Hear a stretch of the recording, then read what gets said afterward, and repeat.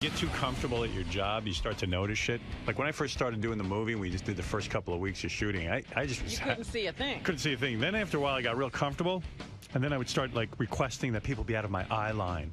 I was like, I say, Betty, I don't want to be snobby or anything, but do you think people could stop moving in the background and stay out of my eye line? Are you serious? You started doing that? Sure. I didn't yell at anyone, but I just, I found it distracting to see people moving around. It took me out of my scene, Robin. You don't know what it is. You don't understand. Right. You were never taken out of a scene. I was. You don't know how to work with actors. I'm not asking you. I'm telling you. It really sucks being like a supporting player in something. Yeah, the guy's having a tirade. Well, yeah, what do you do when that's going on? Just punch him. Yeah, or if something's going on that you're incredibly uncomfortable with and they love, you just got to deal with it. Right. You know? But I mean, if he's doing that, where do you look? Where do you shift your? You got to pretend that's not happening. It makes the whole set tense. It's stupid. Because, now that Gary says that Howard has done that to him. Yeah, all the time. I remember being there sometimes, and where do you look? You don't look. Look away. Can I come in for a second? No. Hey, by the way, I was looking at the email. Somebody sent me an interesting email speaking of Gary. Instead of stools in Gary's fucking home theater, he should have put in dentist chairs. That would have been a good look. Imagine just all dentist chairs. What is it, Gary? The one that I always remember, the one that's like scarred me for life, it was during a meeting. And it was one of those tirades that was during a meeting. And we're in a room full of people. There's nowhere to look. I don't know where to look. Yeah. I'm sure the one thing that bugs me about our operation is that I feel a lot of things get forgotten, like a lot of material that's good and it's only been played once or twice. And I've always tried to come up with a system where someone, my producer or somebody, would keep track of this material and recycle it. Mm-hmm. And Sal and Richard are actually getting on that. I used to try to get Fred to do it, but he didn't seem to be capable of that. And yeah, I wish I could. Gary was never really capable. And every meeting I would just go, I don't understand. What do I have to do? Like, why do I have to lay awake at night worrying about this? Well, I remember the particular meeting that you're talking about. Do you remember what it was about? And I know it was something sort of like that. Right. Because he was like, Gary, you're killing me. You're killing me. Yeah.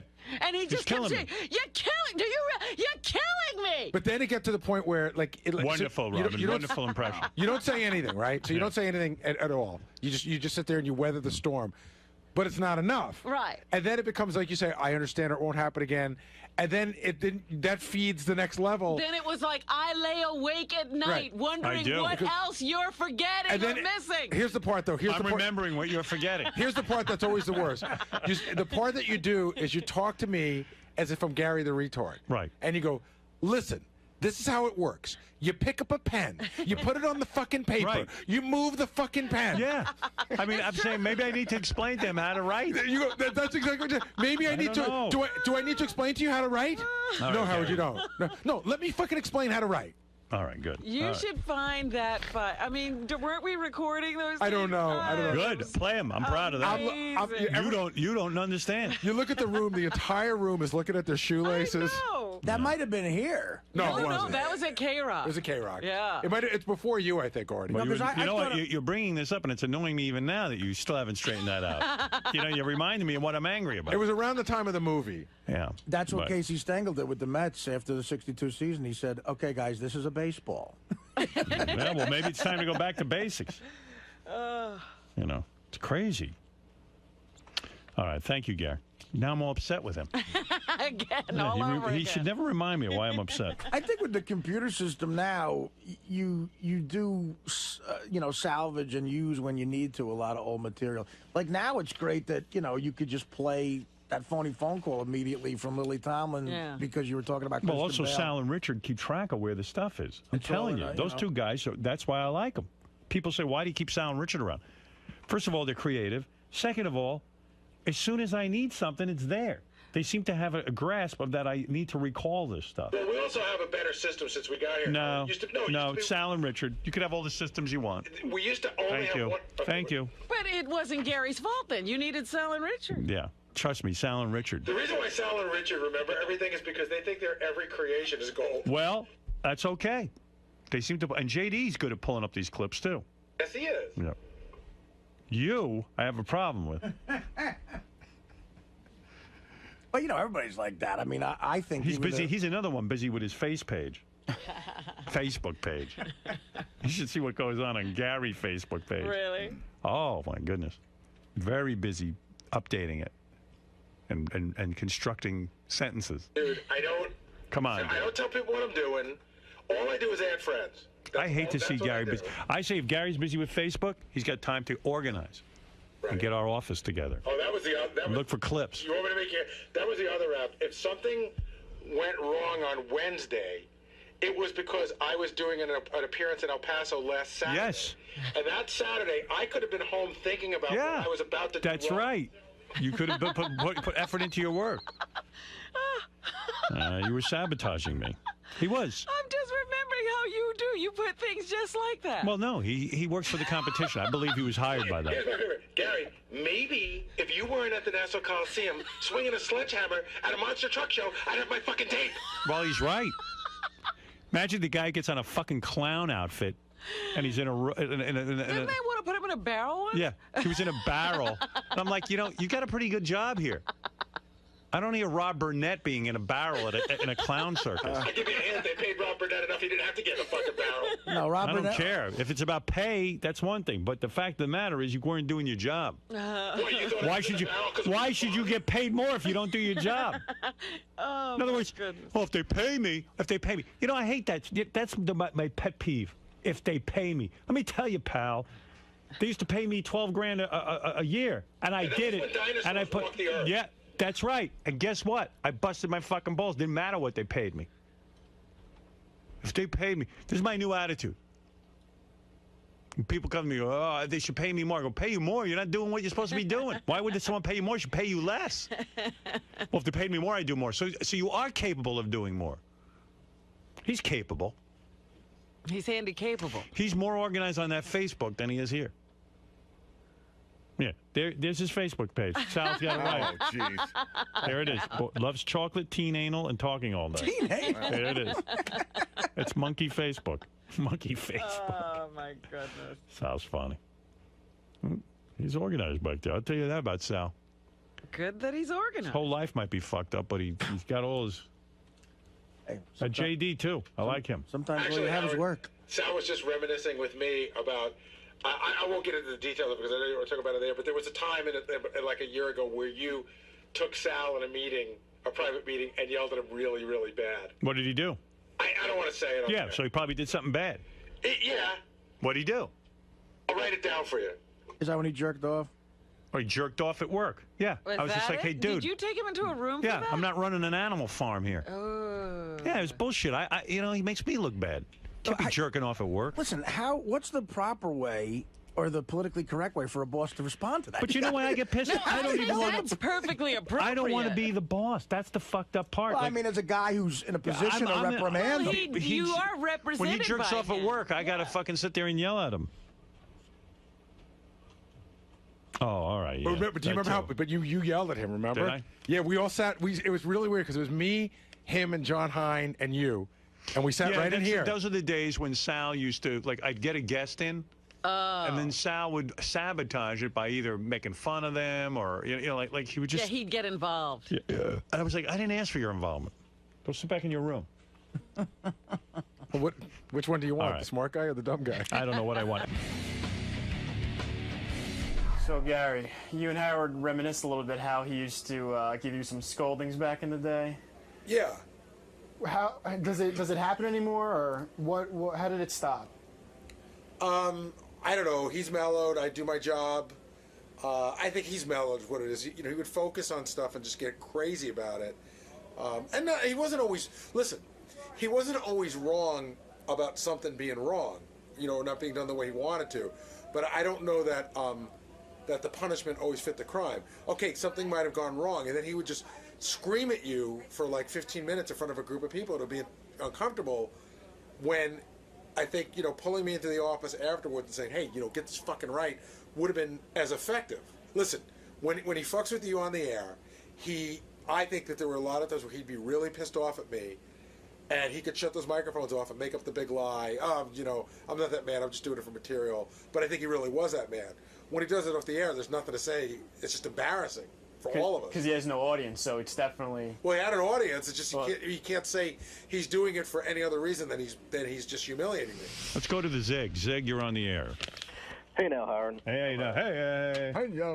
Hey now. Yeah, I'm a recent subscriber to Howard TV, and I pretty much love it so far, but the thing I can't stand is... you guys always give Gary shit about people not liking him on TV, but the thing I can't stand is seeing Jason.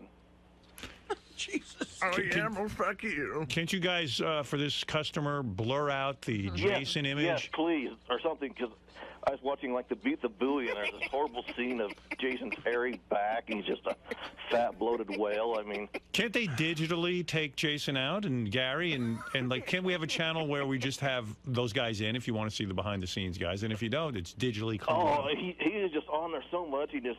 And he, Jason's a key player. He's my cameraman. He takes still photos. Oh, yes, he's great at that. And, I am the Ansel Adams of the show.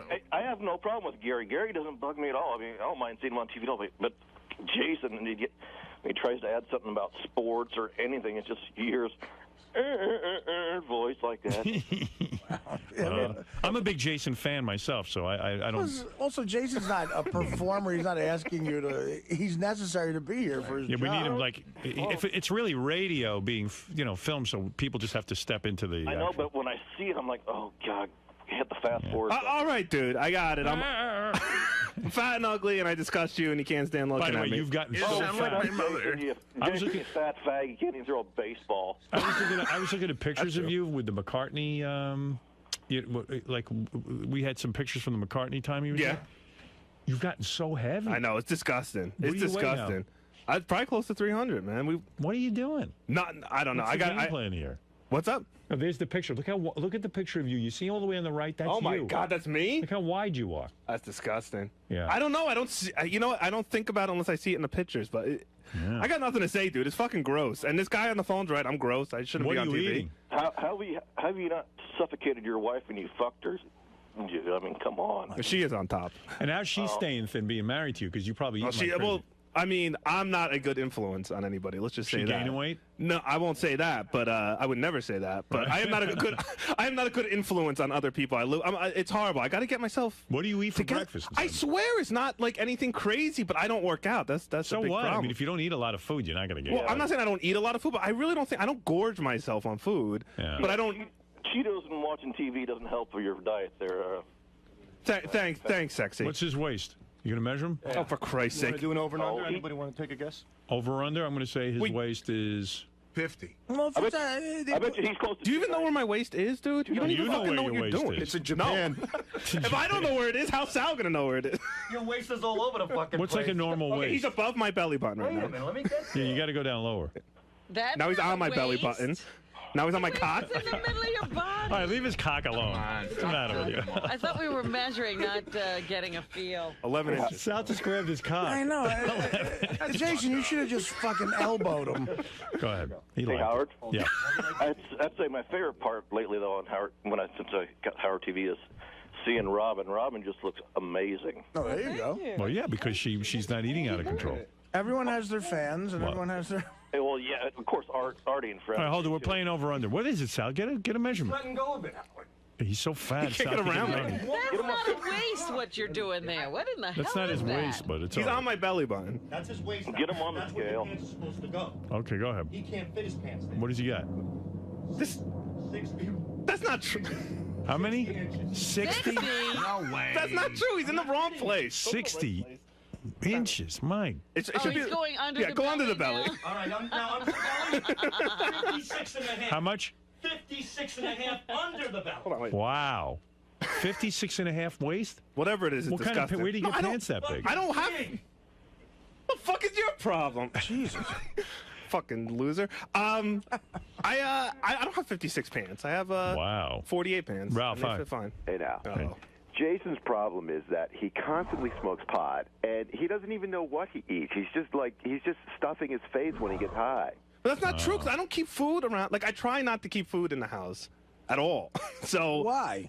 Because if it's there, I'll eat it. Jason, you're not a guy who doesn't have food in the house. I mean, look at you. I mean, there's no way that dude, happens. you don't get that heavy. If you're not keeping food in the house, you're not in the house. Right. I do. When I eat better. I'll tell you what I had. This morning I had a bagel and lox. With cream cheese? With cream cheese. Yeah. Well, you guys leave out like the key ingredient. It's not the bagel and it's not the lox. It's the fucking. It's the cream cheese. It's the bagel too. All those fucking processed carbs, man. That's terrible. Yeah, but okay. If all he ate was a bagel and lox for breakfast, and then had a normal sandwich and a normal dinner, he wouldn't be this heavy. I'm What is telling he you. eating immediately after that, Howard? You don't get this size just eating bagels, lox with cream cheese. How many? And then what do you have, like juice? No, I don't juice. I have a cup of coffee, no cream or sugar in it. Do you have, how much cream cheese you put on there? Whatever the deli puts on there. Oh, they put a load on. Slather it on. They do. All the delis in New York, they do. They slather it on it. And then I have lunch. You can't live without cream cheese? You can't just knock the cream cheese off and enjoy that breakfast? See, with a this is bagel? why I'm fat. It never even occurred to me to get it without cream What, cheese. the bagel? Like, it never so crossed my delicious. mind. A bagel's so delicious, you don't even need anything on it. Cream cheese is more delicious. It gets way better with cream What else cheese. did you eat, Jason? And then for lunch, I have... You don't have anything between I breakfast swear, and lunch. Swear to God. I don't even eat the fucking cupcakes when they come. Yeah. But for lunch, I could go either way. Sometimes I'm good. Yesterday, I was bad. Yesterday, I went to Chipotle, and I got some tacos. Tacos with cheese? How many? There's 3 small ones. And chips. Guacamole. And what else? And guacamole. Yeah, he doesn't know why he's fat. I didn't say I didn't know why I was fat. Switch from pot to Coke for just 2 months. Hey, Fatso, what'd you have for dinner? For dinner last night, I had chicken. I swear, that's all I had was Yeah, chicken, but that was all that was in the house. How many No, chickens? a chicken and 2 pieces of bread. He had a whole... See, it's his constant bread. He has bagels. No, he's not fit. There's something else going on. No, he's not telling us. I'll keep a food diary on howardstern.com. No one would be. He is he's enormous that even if what he described is all he ate all day, excluding He'd the tacos, lose weight. Yeah, it's cream cheese and tacos. Jason's weird too. He gets wide. He just was like he's like 3 people wide. Well, the other thing too is, he married a pretty girl, and now he doesn't even have to go out and even attempt to talk to chicks anymore. So you get complacent. What are you gonna do? That is part of it. But no, I'm Yeah, really. but she's going to get heavy. She's hanging around with him. That's what I'm worried If about. I'm she's worried about eating that with too. him, yeah. No, I'm worried about that Is she too. keeping up with you? No, thank God. But right. I mean, how? But I wonder how long. Like when you see me laying around the house, not exercising, eating bad, it's gonna rub off eventually. Of course. So You're going to be like 2 fatzos. and I don't I'm want worried that. about her. I got to get to the gym. I do. I used to You've come. been saying that for months. I know, but I used to, sometimes it just takes that mental switch because I used to come on here and say, I don't care anymore, I don't care how fat I'm getting, but now I care. Now I'm really disgusted. Yeah, I could tell by the bagel you had yesterday. And today. All right, well, he's going to change today. Are you gonna have you want to have a kid soon? Is that like No, in your no. discussion? No. No. Yeah, you shouldn't have kids. Thanks. Howard, who should have kids? Why should I have He kids? hasn't seen anybody he thinks should have kids yet. It's not for you. I don't see you as a dad. Oh, I'd be a good dad. But I would want to lose weight before I have kids. I don't want to die of a heart attack at 35. All right, thanks, Jason. Just eat healthy, dopey. Thanks. Thank you, Ralph. Well, that's very good advice. Jason, does this come to a big shock? First of Big all, surprise? I don't know where that Pearl McCartney picture came from. I had no idea Howard was staring at pictures of me from the back and seeing how fat I am. It's what a surprise. Someone thinks I'm fat and disgusting? Yeah. No, it's not a surprise. The fact that someone cares enough to call into the show and say that, as if I'm on the air a lot, is funny and surprising. But no, I mean, look at me. There's no other opinion to have other than I'm fat and disgusting. Like, right, Lisa, you You're like not me. disgusting. Thank you. People who aren't my friends, that's the only conclusion to come to.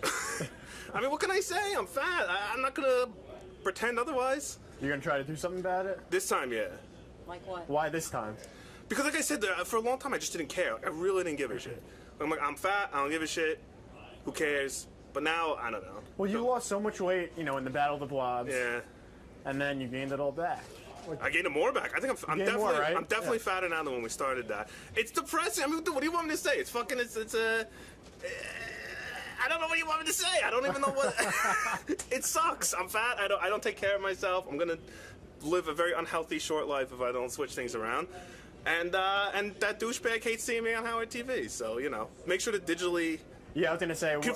I hate to do it, but we're probably gonna have to blur your face during this whole thing. Yeah, true. Yeah. You know what though? Like, yeah, just put someone else. Do it for me and that guy on the phone. Just put someone else's body in here, really. Just somebody else, and somebody else's voice. because everyone tells me my voice is horrible. Just, I hate myself.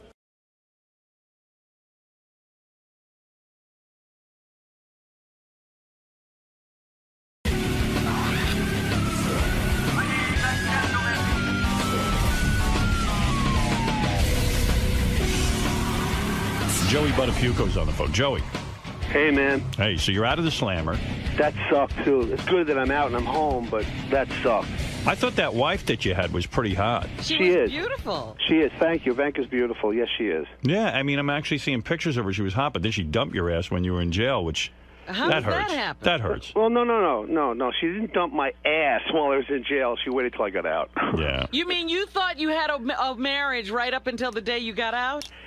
Yeah, actually, she's a great girl. She really is, and it's just like, I guess she just told me she needed a change, but she wished she needed a change. What kind of change? What kind of shit? She got a real man like you. And real man, yeah, just got out of the Slammer. Do you think she ever gets afraid that, like, Amy Fisher will go berserk again and shoot her in the face? I don't think so. I don't think that's going to happen. But not unless you order it.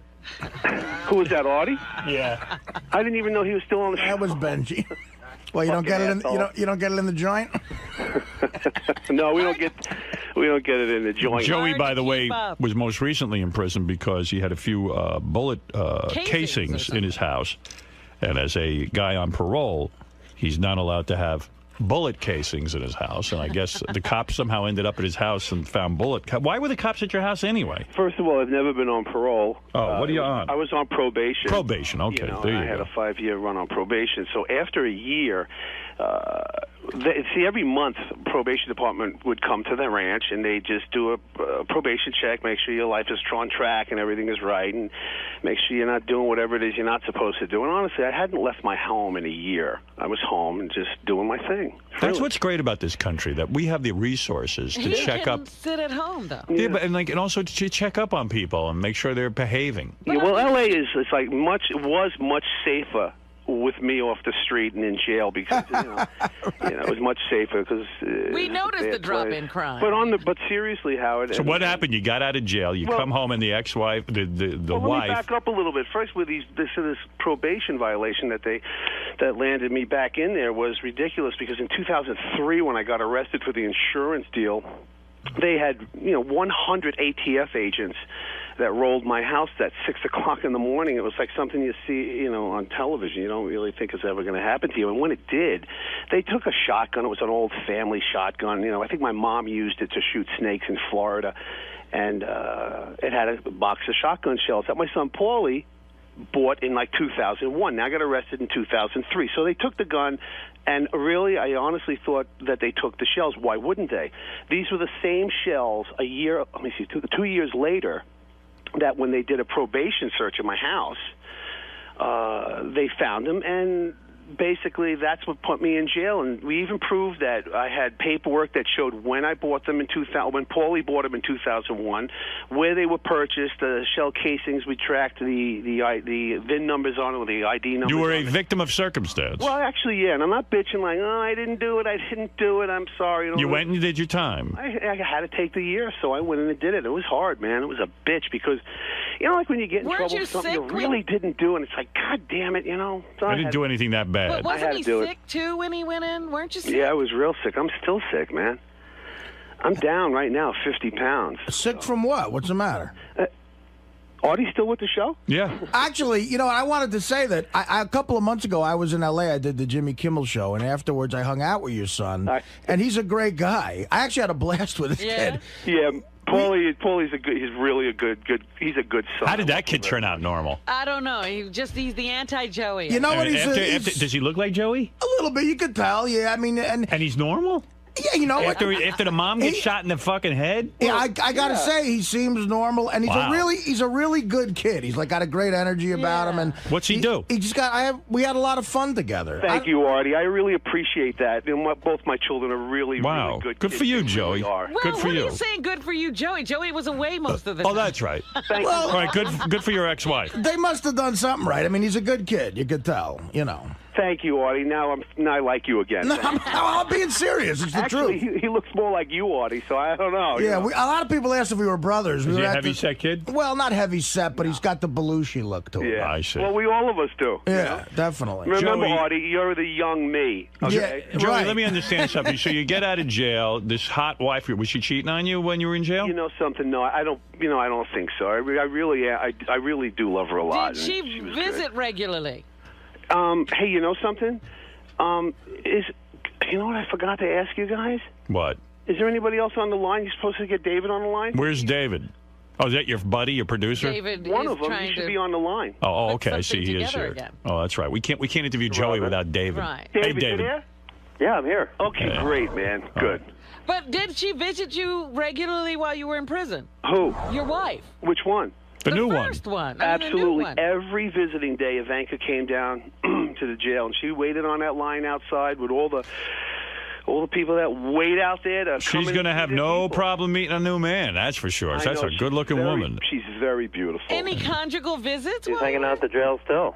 It's any conjugal visits, Yeah. Robin? Yeah, any conjugal No, it was all no contact visits. Wow. It was all through the glass and on the phone. You were in prison. You weren't in jail, right? I was in jail, L.A. County, Men's Oh, Central. Great spot. Right? That's Weren't exactly the where I was. parents great to you, Joey? No, I was well taken care of with my medical and all that. Did yeah, you have Did you have a roommate? Not a roommate, but a cellmate. We were in single-man cells in a secured area called 1700 and 1750. That was a cell block, and we were on lockdown, 24/7 lockdown. We only got out to take a shower or. Did you not have even any eat meals. fights? Oh no. They go on, but no, not me. I was segregated. We're doing a show, Howard, called Celebrity LA Lockup. So the sheriff's department was very, very helpful in doing interviews with Entertainment Tonight and Insider with Joey and making his stay as safe and quick as possible. So, Joey, tell me the big answer here. So, Amy Fisher's getting a divorce, and you're obviously getting a divorce. And then the speculation is that you two are getting back together as a couple, which would be the most phenomenal friggin' thing ever. Yeah. You got to do it. You got to do And, it. and you've said in the paper you've had contact with her. What kind of contact? On the phone. Oh, yeah? You called her? Absolutely. Well, we talk. Absolutely. When yeah. did you talk? You know what? I got it. I have to tell you, and it's like, like life has to go on, and like I've been trapped in this whole, well, not trapped, but just like in this situation since Mary Jo got shot, where I was just like pounded by Mary Jo for years, and it was like when Mary found out when we all met a year ago that Amy did what she did and there was drugs involved and Amy didn't remember doing it, and like Mary Jo and Amy made up, and it was like okay for them. I'm still carrying the anger and all this other crazy horrible Yeah, stuff. you've I'm said like, horrible things about Amy. yeah, I did for all these years, and I decided, for me to be able to, here we go, here's a little Dr. Phil for you, but for me to go on and get on with my life and be able to like recover from everything physically, emotionally, financially, I need to put that down. I need to put the anger down, because it does. No matter how strong you are, no matter who you are, the shit eats you up, man. It eats you up from the inside out. And I'm like, fuck this, man. Why? Mary Jo didn't even care at one point that, I don't care. She says she doesn't remember shooting me. I care. So what do you? So what happened? You started calling. So I have to let it go to be able to make up with my life and go on with my life. So I have a good relationship with Amy. What do you mean? How often do you speak? I spoke to her twice this week. And, wow. And you spoke to her on the phone. Did she talk to you about the fact that her husband and her were breaking up? Yeah, I know all about that. And, I didn't file for divorce. My wife did, and I understand that her husband filed also. But did Amy? You two were talking? Maybe. Did Amy say to you that she still has feelings for you? Something, we talked a couple of times, and I'll be in New York next week, and I'm going to definitely go to dinner and just, I owe her an apology from the way I acted the last time that I saw her, and I'm not defending myself to the point, I was sick or any reasons why. Wait a second. You're attracted to her still, aren't you? You want her. You know what, Howard? Honestly. Listen, it's just me and you on the phone now, right? Right. Go ahead. You know what? I'll be in town next week, and I'm going to hopefully we'll go to dinner. And I mean, you guys about had good sex. You had a good time together, so it's not like you're totally repulsed by. I mean, aside from the fact that she pulled the shooting incident. Yeah, no, I'm not totally repulsed by her or anything that she did. Did you read today in the paper she just got big giant tit implants? Yes. Yeah, go ahead, well, David. All I wanted to say is these two have an opportunity where they can rekindle their relationship after 15 years. Wow, that would be the biggest story ever. It was a Romeo and Juliet type of love affair with the gunshot, that everybody heard. But Amy shooting Mary Jo, going to jail, Joey going to jail. Can you imagine the ending of the story is Joey and Amy get back together? Yeah, they got to do the movies over again. Hey, Joey, is there a temptation on your part? Is there a temptation on your part to get together with Amy Fisher just so that you get back in the news and there's a whole big opportunity here? Really, it has nothing to do with in the news. I could go outside, piss along the curb, and it's going to make news. I mean, which he does often, by the way. Which I try not to do because in L.A., I think you get like a year for that, so I don't want to do that. But yeah, I'm looking forward to seeing Amy when I get back. Nobody's. You think you'll fuck her? Honestly, you want to, don't you? Nobody's the same. Everybody changes as time goes by, and she's not the same person she was, 10 years ago, 5 years ago. Nor is any of us. But they describe in the newspaper that her body is exceptional. She has a Playboy Playmate. In fact, they're saying she might even become a Playboy. That's right. Are you for sure? Yeah, we are. Oh my goodness. Will you be posing with her, David? Yeah, I will actually be posing nude. Because you say we are doing Playboy. Well, Are you managing her as well? Yes. Amy's going to be in Playboy. And I'll be doing it with her. David, has this been orchestrated by you to get more interest in these two? You couldn't orchestrate this story. Either these two, timing is right. They're free finally. There's some opportunities. I think things have to be life-changing. Have you told Joey he better close the deal with Amy in order to make this thing happen? I don't have to. I mean, these two have chemistry together. What you're going to see over the next couple of weeks is kind of like a Truman Show, and we're going to chronicle some and it's a TV show. And show. I think it'll be fun. Wow. It's a TV show. Wow. Listen to Robin. He's entering on everybody. Stop it. Wherever it goes, it goes. It's going to be, it's going to be all right. She's a professional yenta, She gets paid to be a cute yenta. Yeah. That's right. Joey Boots wants to say hi to Joey Buttafuoco. Go ahead. Who does? Joey Boots. Joey Boots from Massapequa, Long Island, your hometown, Joey Buttafuoco. Hey, Joey, I want to tell you right now that you're the most disgusting, vile human being. I wish death on you. I hope you fucking die. You know what? To fucking do this, to try to stay famous, which is all, that's your agenda. Your agenda. Gorilla. Your agenda is to stay famous, man. So you're going to take the mother, you're going to go out with the girl. You're going to go out. Who is this No. You're trying to hook up. You're trying to hook this asshole. Just answer. It's Joey Boots, for Christ's sake. You're trying to hook up with the woman that shot the mother of your children. What about that, Joey? He's worked up, but what about that, Joey? How can you go out? Who was that guy? Joey Boots, for Christ's sake. He's Who the fuck is he? Joey Boots, you don't know? No, I don't know who He's in the Whack Pack. It's that guy. Listen. Did he ever get through the 6th grade? Joey has a good point. He's saying, how can you start having sex again with the woman who shot the mother of your children? I'm going to go have dinner. Yeah, I mean, maybe Joey Boots has sex on the table. Maybe some clams. We were thinking clams. I mean, your son is going to freak out, and so is your daughter, that you're having sex with Amy Fisher. Well, you know what, man? We thought some pasta, maybe. I don't know. Yeah, I have no idea, man. No, seriously, Joey. Come on. You got to think this through. This is a major thing. You think? Yeah, of course he is right, it is. Joey. Well, you know something? He is right. I'm heading back to New York in a little bit. My life's going in a different direction, whatever it is. You're going to see these guys on the cover of People magazine. We're going to do Letterman. We're going to do Letterman. Well, how do the children feel about this buddying honestly, up with... If Mary Jo and Amy can sit down and not even hash it out, but talk out what they needed to talk out, and Mary Jo can forgive her, what? What's your tactic? What happened to Hello? Joey? He's gone. No. David, you there? Everybody else is making up and going on with their lives. I'm entitled to do the same thing. Joey, what's the plan? You want to go to bed with her? I lost everybody. You there? Oh, our phones went dead. Yeah. Completely dead. You should see what's going on. Hey, Joey, you there? Everybody got disconnected. Hey, anybody here? Nobody can hear anybody. Wow, the whole... Maybe they'll call back. Let's listen in. Let's hear if anything else happens. We get some inside information. We got disconnected. Hello? I think he hung up. Hey, guys, the phone system just died. Yeah, we know the whole thing just crashed. We're checking on it. That would have been great if he just said something like, Amy, you can keep blowing me. What do you guys think? I'll go around the room. All right, first Fred. Is this just a huge publicity stunt orchestrated by David Creef? Yeah, David Creep is definitely behind the whole thing. And I really feel badly for Mary Jo. I mean, she's taken more shots on this. Oh, there's a phone being dialed up. I feel bad for her and for her kids. Joey, I think, is like totally lost. Robin, is this a publicity stunt? What's going on here? Yes, there's nothing going on. They're just doing this to get back in the press and to create another TV show. Artie, what do you say?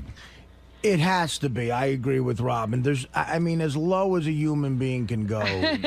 I would hope he at least called Mary Jo and said, listen, this is going to be so embarrassing. The innuendos, the press, the tabloids are going to say we're together again and she shot you. Again, like Joey Boots made such a great point. The mother of his kids was shot by this woman. Absolutely. And I hope he at least said to Mary Jo, look, it's going to mean quick money. Do you mind if we do this and I give you a cut or something? What do you think the reality is? Do you think that Amy Fisher will start banging Joey again? Her husband was a Joey Buttafuoco lookalike. I don't think so. I really don't. Why wouldn't you think Amy Fisher would do that? The more interesting question is, would Joey, if given the opportunity, fuck her? Yes. But that's my point. Why would Artie not think that Amy would be open to it? Because I just think the whole thing is a contrived stunt. I really do. I understand that, but why would you say Amy Fisher's the one who won't be she's crazy. into it? Well, I don't know. Nuts. Well, she's older now. We're all, as Joey said, we're not the same people. Oh, can you grow out of nuttiness? Can you grow out shooting somebody in the head? I'm hoping you can. Artie thinks Amy might be normal. No, well, listen. She grew into I'd normal. fuck her. I'll fuck her. I look enough like Joey. I'll fuck her too. I'll fuck her right now. That fucker. But While we're waiting. I don't know. I think Mary Jo, having met her a couple of times, I think she's got enough class in her to go. I don't care how much money. Still gotta hurt. Yeah, What I don't are care. you talking about? Mary Jo is she's a nice person. But what does Mary Jo got to do with this story? I'm saying if Joey did go to her and say, look, I'm sorry about what I'm about to do, but it's going to make me quick money. Do you mind this? Will it be that offensive? Even if I hope he would have said. Joey's not going to sleep with a spreading Amy Fisher? I would hope he wouldn't for the sake of his kids. Oh, you're crazy. Well, listen, I'm telling you what I think. Joey will fuck anything. Absolutely. Well, he likes that he'll be Amy fucking. Fisher. He'll be fucking his kids. That's what he'll be fucking because they're going to be screwed up, and his kid is a They're nice gonna kid. be screwed. How if they've survived all this, they could survive that. I don't think anything he can do will hurt them. I met his son. His son's a real nice kid. He doesn't seem to have any issues. And Did you talk to him about the whole situation? No, that was awkward. I wouldn't have done that. But I've actually hung out with Mary Jo a couple of times too, and I think she's the type of person that would have said, "I don't care how much money you're getting. I don't want this to happen." So I think he's already pissed her off. Let me just say something. I'm trying not to blow my stack because we have a phone system that regularly just has to be rebooted. I don't understand that. I don't get it. So I'm trying to maintain my cool when we're in the middle of an interview, but that will need to be looked into. Joe, are you there? Yeah, I am. All right, hold on a second here. I'm going to get this all back again. I got to get your friend there, David Creef, on the phone too. Oh, okay. You two are like two peas in a pond. Yeah, maybe they're having a relationship. Maybe that's the real story. David, you there? Robin. All right. Joey. How about you? Joey, the question was asked while we got disconnected. Are you, let's say the scenario arrives. You're out dinner with Amy Fisher. Having dinner. She looks great. She got the big titty implants. You know, she's wearing a short skirt. You like what you're hearing. You like what you're seeing. She smells good. You're having a few drinks. She says, Joey, you know, I always loved you and I still love you and I want to fuck you. For old time's sake. I want to have sex with you. I want to take you back to my house. Would you have sex with Amy Fisher if that kind of scenario evolved? And Lou did not have his guns there. There you go. Yeah. Right. Yeah, totally. You would? Yeah. Thank you. Artie, do you see what we're saying? He's saying it. Artie said you wouldn't. So who won? No, listen. He's saying it because that's the only way anyone's interested in all this bullshit. Oh, stop No, it. he Yeah, wouldn't. it's to make money. It's Can to I ask make you money. something, Joey? Joey, man to man? Sure. Is she the best Artie, you pussy? crazy? Is she the best pussy you ever had? You know something? It's no, but you know it's that's a tough question. It really is. You've had a lot of experiences. Yeah, I mean it's especially lately. But you know something? Right. Especially last night. What happened last night? what happened last night. No. We're not going there this morning. Too early. I'm sorry, Howard. What was your question? The question is she the best pussy you ever had? You know what? Amy's a lot of fun. Well, how so? She's just she was always just a very nice until all the shit broke. But then, then we all know why and how that happened. Would she be open to anal with you? You know something? I don't know. You never did that with her? No. I'm talking about in the old days when things were good, when you had your affair with her. No.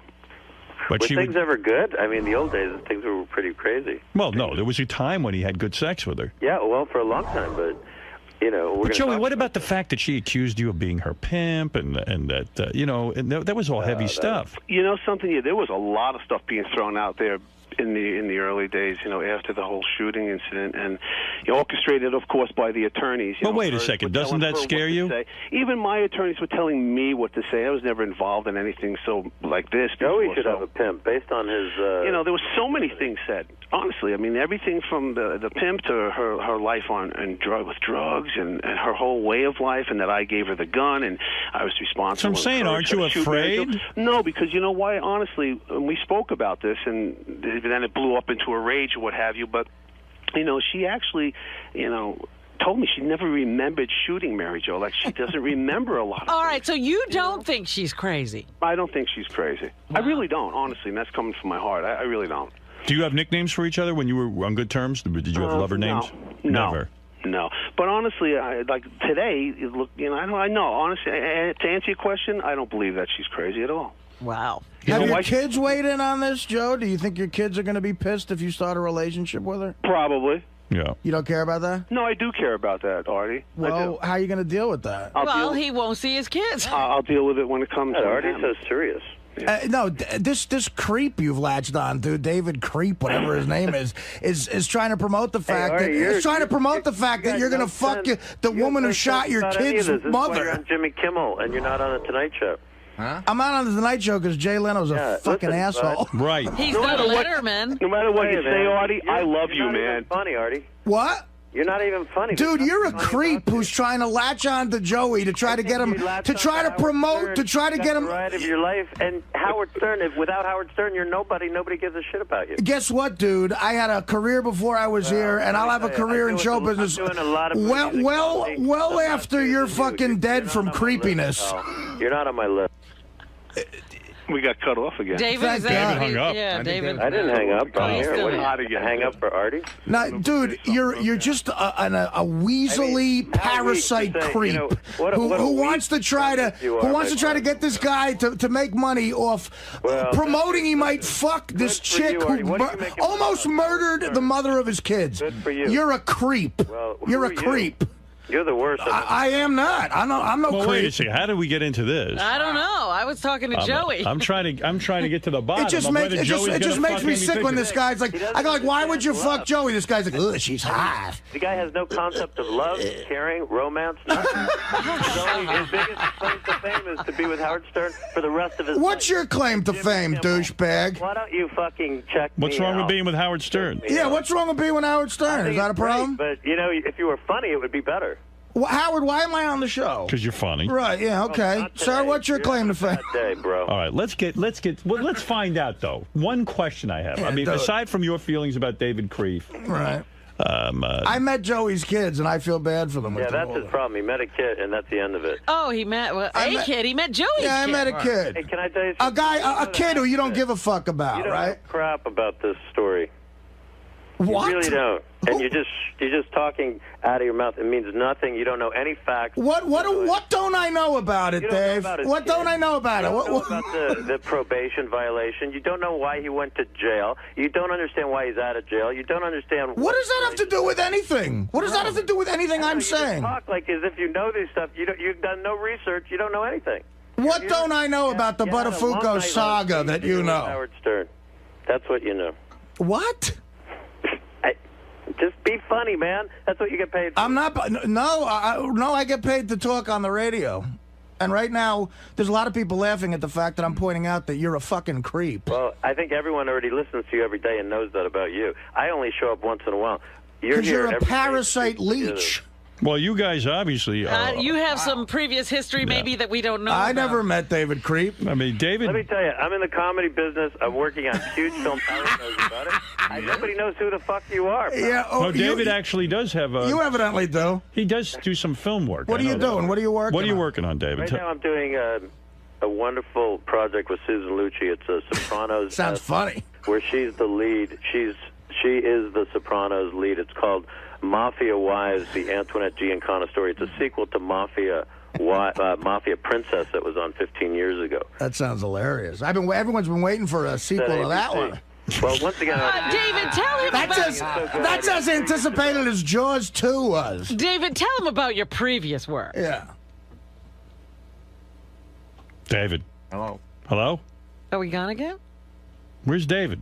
Joey, you there? Again with the phones. Motherfuckers. Hello? Cocksucker. Howard, they're still there. Will says Joey's still there. You didn't put him on hold, did you? No, I didn't touch a thing. You didn't touch anything? Joey, you there? We had to call Joey back because his phone got disconnected. Well, then where's David? Where's David? David, you there? What the hell is going on today? He and Artie were bonding. You guys were really going at it. Getting along well. I don't know. Something. Artie's on the right track, by the way. I can give you a fucking list of who he's booked as guests on the show. Well, wait a second. I'm trying to find out if Joey Buttafuoco is really hooking up with Amy Fisher. Don't we want to know that? I say yes. Well, How are we going to find that out, though? I think what Artie is pointing out is we can't find that out. This is crazy if he gets back with her. I think if he does it, they'll both tell us. If it's just for the TV show, it's not real. I don't know what's going on. All hell's breaking loose. I mean, are they going to film them? I like hearing Artie yelling. Yeah, Joey but will be on in 2 seconds, Howard. Are they going to film them having sex, though? Where are we going here? I don't know anything about love. David will film that. Joey, what's going on today? Oh, I'm back on. Okay, cool, man. This phone keeps getting fucked up on you guys. What's up with that? I think at this time it was you. No, it was all your. I'm going to hang up. Right? Come on. Hey, you know, Artie, no matter what, I think you're hilarious, and we always had fun, and so that's Joe, this ain't about you. It's about the kid that I met. That's your kid, who's a nice kid, who I think you're going to hurt by this. Yeah, well, Paul, he's not a kid. He's 27. You know, he makes his own choices and decisions. Hello? In his own life. Dave. I'm gonna. What is going on? And David's on there. Wait, David, you there? Yeah. Hey, we keep losing Joey. Did your phone disconnect? My phone has disconnected 3 times. So it's got to be us then. Yeah. I mean, I haven't hung up because of Artie. Trust me that. No, we know, sir. Yeah, we don't know. We're having trouble, and I just lost Joey Your again. layer of sleaze is way stronger than that. Well, listen, pal. Maybe you and I will meet. There he's gone. Oh, he's gone. He can't even make his threat or his offer of a fuck duel. me with this phone system. Well, you are. I'm fucked. I'm getting pissed now. That was getting to be fun. I wanted his threat on tape. Yeah. Well, you got half a threat. If anybody's worried about XM and Sirius merging, I think it's necessary because we can't afford a phone system. Do you want to meet? Yeah, it's a. Let me tell you something. I'll tell you what I'm going to do to you. It might have been divine intervention for that guy, because if we ever met, he might have an Adirondack coming out of his ass.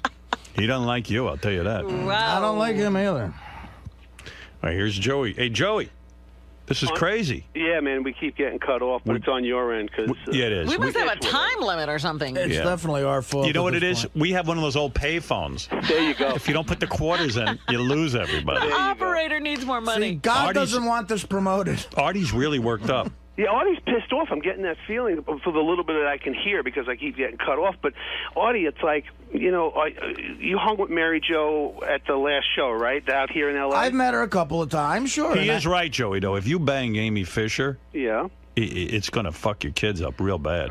Well, the thing is, it sounds like Artie's more concerned than Joey is. I don't think that's a good thing. Who gives a shit about me? Listen, who gives a shit about me? But you should give a shit. You should give a shit about yourself because your kids probably give a shit about you. So you should give two shits out about. She can rip my fucking chest out. At this point in time, she doesn't give a flying fuck. Who's this? Who? Mary Jo. But what about your kids? You know something? I love my kids. My kids love me. It's like, I don't know what else to tell you. You don't think this would hurt them? You know something? I'd probably have to sit down with them, talk to them. You're going to have time to talk to them before you might want to do that before bang the date. Amy Fisher? Well, first you'll bang her, then you'll talk to him. Although I personally would love to see this. Well, of course we would. It would be good for us. I think a lot of people would. I mean, but seriously, I just want to. When you talk to Amy on, but wait a second. When you talk to Amy on the phone, like, is she talking romance? We talk about a lot of things. Have you had phone sex? No. But what, like, does she ever say, I did love sleeping with you, Joey. You were so great in bed. You're such a man. Well, you know what? She did tell me that she loved me very much back in the day and now. So it's like, I don't think I'm responsible for her breakup with her husband or anything like that. I would hope not. But I think she's just looking for a change and move in a different direction. Right, she's vulnerable Is it right merely now. a coincidence that the two of you are getting divorced at the same time? You want to know something? I didn't know this was happening on my end. This has happened like when I got out. I see. So I didn't know what was going on. What is it, Freddie? On my end. I actually have a couple. I have a couple questions for Joey. Joey, when you were with Amy back in the day, did you think it was going to get more serious? Did you hope it would get more serious, or was it just a fuck? That's what it was. But how about now? Do you think you would I don't love know. to see it develop? I'm going to see where it goes. Back in the day, he's saying she was just a fuck. Right. Well, wait a minute. He's not ruling out the fact that maybe it could develop into something. Otherwise, it would just. Absolutely, he's not ruling it out. But to me, it seems odd because you just found out you're getting a divorce. You're already ready to jump into something else with Amy Fisher. Hey, he's been in prison a year. Not that I'm ready to. There's no other girls on the planet. Right. You know what? And he's used to her. By the way, Joey, have you had sex since you got out of prison then? Yes. You have? Yeah. Oh, wait, David's back on the phone. They can't talk about it. Artie, David's back on the phone. He was in the middle of threatening you. We're sorry about the phones. What was the threat, David? You get right back. Dave, continue your threat, Dave. What was the threat? I don't know. You were saying, do you want to meet? Hey, buddy, if I ever get... maybe he wants me to be in the next Mafia Princess movie. Listen, maybe it's a business meeting. Go crazy. I have heard that you have sparks of genius. I just haven't seen it today, that's all. All right, dude. You know what? I said my piece. As a matter of fact, this little argument is probably going to get you more press because you're on Howard's show than anything. Listen, I'm not here to get press from me. I'm excited about Amy and Joey and their... That is exciting. That's what I'm here David is very excited about Amy and Joey and Mary Jo. He's been excited about them for David, a long why time. are you excited? Amy, Mary Jo, and Joey together, they said that would never happen. And the fact is, when you see Mary Jo on Thursday, whatever, she will tell you that I brought them together. And I'm looking for people to have love and be reunionized and have fun and have good families. I have children. I know what you're saying, Artie, but you can't, at some point or another, when your kids are grown up, I don't know if you have kids, but at some point or another, you have to live for yourself. And you can't always live in the past. Okay, Dave, but let me ask you this. All craziness aside. I mean, kids are my number one thing. I'm working for 9. Well, listen to Artie's question. Okay, so suppose someone shot the mother of your kids. Would your kids? Well, suppose in the past it happened. Would your kids be upset if you were dating them publicly? Well, listen. I'm telling you right now, people change, and I don't know what was there 15 years ago. I wasn't part of Mary Jo and Joey's relationship. I don't know what caused it. I don't know if there was drugs and alcohol. 85% of all crimes have something to do with drugs and alcohol. Right. We'll say that. Well, I know something about that, but you know. So my feeling is, and believe me, I know something about this too, and I work for the sheriff's office. They're wonderful people. Sheriff Lee Bach is the finest man I've ever met. He's going to be governor of the state of California. We work for charities called 999 for Kids. And do you think you could hook up OJ and Nicole's sister? Nice. Yeah. What about that? OJ was in the same cell that Joey was in, by the way. Is that right? And we went in there, and the reality is what we're trying to do is show there is a lot of crap that can happen because of alcohol and drugs. I think if you stay away from alcohol and drugs, there's less than a 15% chance that there's going to be a shooting. Let's see what the fans have to say. I can't argue with that. Stephen in Cleveland, you're on the air. Thanks for taking my call, Howard. You know, other than the shooting, I mean, this was just nothing more than an affair. But, man, Joe, you got to look at this thing like, you know, what it's going to do to you, the relationship you have with your kids. I mean, this guy is nothing more than a parasite trying to make a buck. Artie, you hit it right on the head on the. I think Artie's changing his mind because Artie, I think you realize if people are in love, anything can happen. You can have cancer. You can be an alcoholic. You can be a drug addict. I'm not saying anything that's too far away from any family in the world. Why doesn't everybody deserve a second chance? Well, so let them have love on their own, buddy. I mean, why do you? Yeah, why do you have to hook them up? What is your interest in it? Yeah. What's your love connection? I'm a Why are you the love facilitator. connection? You know, I'm doing a project coming up with with many talent that are superlative talents. The fact that Joey and Amy are this item that they are is not my doing. I just happen to facilitate it. All right. Like Sinatra with Dean and Jerry. Exactly. Artie, I freaking love you. Listen. I gotta say something. You know what? I've met Joey and Mary and now Paulie a couple of times, and to tell you the truth, I have an affection for them because I probably have the same background as them. I'm the same type of person, and I really like them. I do. I think they're deep down, they're good people, all three of them, and I just feel that. It's just good. This is going to tear them further apart. Artie, it's just the worst thing that could happen to a family. People show their sides. Like you have a side that you show the public, but then some. David, you have a can't think this personal would be side. good for Joey's kids to sit there and know their dad is now in love with the woman who shot their mother. You've been through a divorce, Howard. Yes. You know that a lot of stuff happens when you decide to get divorced. Your kids sometimes take sides. All sorts of things happen. All I can tell you Yeah, is but that you know, usually it's unjustified. Yeah, I mean, At the end of the day, this is all for the love of money. What are you talking about, pal? I'm just saying, as I'm someone. just telling you, the reality of this is people go through divorce, people go through separation, they go through alcohol, they go through drugs. They usually and don't at go some through point or gunshots, another, though. You have a life, and you know you don't live it only for your kids. You live it for your kids before they're 18, and then they have their own lives. Oh. Yeah, but a lot of this stuff is history. Howard? Adam, you're on the air. Go ahead. Is the guy from Cleveland still? No, now there's a guy from New York City. Go ahead, Adam. Hello? Yes. Hello. Yes, go ahead. Hey, Joey, man, I got to give you some advice. You need to stay away from her. Not for anything else for your kids, but for yourself, man. She is so stupid. I used to live across the street from her. I just moved 6 months ago. She is so stupid, she'll get you arrested for doing something stupid. She is not stupid. You're wrong. She's a very smart girl. You sound like an idiot, but she's a smart girl. Oh, really? Okay. Let's see. You're an idiot. She's smart. She drives David. First of all, and she's hot. I want to hear this guy. Let me hear this guy. I want to hear this guy. Seriously, first of all, her husband spent all her money. She told my wife and her girlfriends in the neighborhood. Nothing left. Gone. We don't know that. Okay. This is hearsay evidence.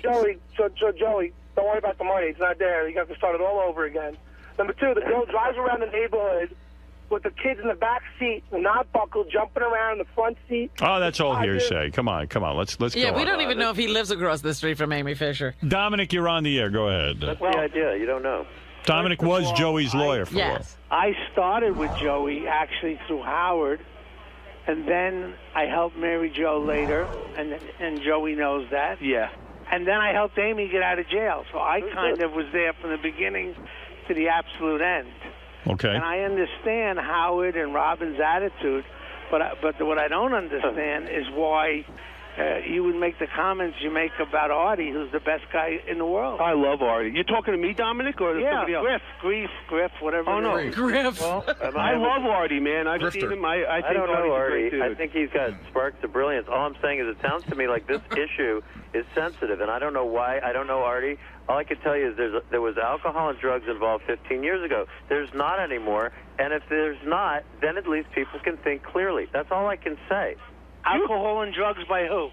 By Amy and I think Joey was probably... No. Joey never did drugs, and I read every probation report. I was totally clean. Absolutely. Totally clean when all that went down. I got clean in 1988 all from it takes everything. is one person to be alcoholic. If you can make money with this, that's up to you. But I think Artie's point and everyone else's point is true, and that may be something Joey accepts.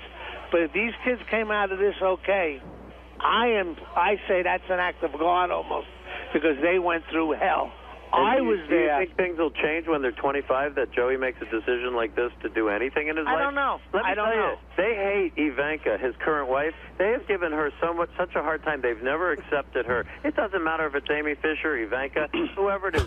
Their family is never going to accept anyone as the mother but Mary Jo. Hey, Dominic. This is almost like a movie that you wouldn't believe the script. Hey, man, I got to tell you, and anybody who's listening to this, Dominic and I have always said this. You're very rare. You are, and I've been through attorneys and met with them, and I got to tell you something. You have never lied to me, Dominic. You have never misled me. You will help me make decisions to go on and make the right decisions. And I got to tell you, man, you never lied to me. You never told me this. Honest to God, you were great for me, and you helped me recover for this. This is now part of my recovery. Okay. Still 15 years later. I don't know how this is going to come out. I don't know. If Amy calls me, I'll give her a free divorce. And when Mary Jo called me, and forget why, you know who paid for it, and that was my right. And it was a lot of money. But all I'm saying is, listen, you got to do what you got to do. Right. But I think Artie, who I truly love, is just trying to say to you, is it going to hurt the kids? And maybe that's a test you're going to give. Yeah, I think it's incredible. Dominic, they're not 8 years old. Well, I'm not saying I'm right or wrong. Well, it doesn't matter if a kid is 8 years old. If a kid, are you telling me that at some point or another you don't? Listen. There's a billion women on the planet. We're talking about. There may or may not be We're talking about reasons. specifically the woman who shot and there's Mary their Jo. mother. Listen, you want to know one other thing people are forgetting that she was underage when he was having sex with her, so there was another act of victimization going Nobody on. wants to listen to me. You guys are doing a great fucking Listen. The thing is, after I never met Joey's daughter. Joey's going to fuck Amy Fisher. I hear it in his voice. But He does not. He's hell bent on doing this. But after I met his son, I'm hearing that now they're going to just put the two of them in a house and see what happens. Right. That's crazy. Am I right, David, or not? You are brilliant. You're the only one that makes sense on this show. Because to me, you understand this show. Oh, you're nuts, David. I'm going to get on Artie's side in a minute. Yeah, well, listen. People make money off snuff films, too. Really? I don't know why I'm so smart, but I'm telling you. But I Joey, can't see. It's one thing to have them have a meeting. It's another thing to have them dancing around town. Hold it. Going to Vegas. Joey, it's a done deal, isn't it? Pretty much.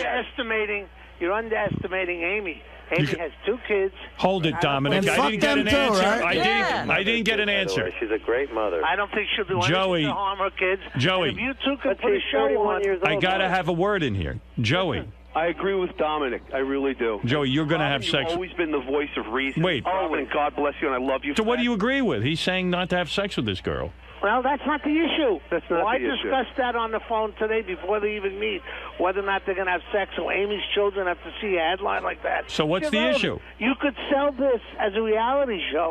You want to see them in a house? Wait. What's the issue? I don't even know. Howard's the only one that brought it up. I've never brought it up. What is the issue? If you can believe this or not, honestly, from my heart, I owe Amy a huge apology. It's not about sex. For me to get started into this another phase of my life, I owe Amy a huge apology, and whether anybody's there to see it or hear it or not, and I hope somebody is, because I owe it to her publicly, I really do, because of the last try. And the last try, I was a fucking maniac. And by the way, those got the highest ratings of any Entertainment Tonight sweep special ever. I'm sure it did, Dave. I'm not arguing there's going to be interest in this, but, after I met Joey's kid, Paulie, I honestly said to myself that night, I said, wow, that kid turned out great. He's nice. He ducked a bullet. He got through it, and he's going to be fine. And now you're dragging him back into it. Why test him twice? Actually, Artie, you and I have something in common. Artie, in my defense to that, I love my children, and I'm sure you speak to Paulie, and he tells you he loves me. We have a great relationship. We go riding our Harleys in the hills and everything, and I have a great relationship with Paulie. Oh, here we go again.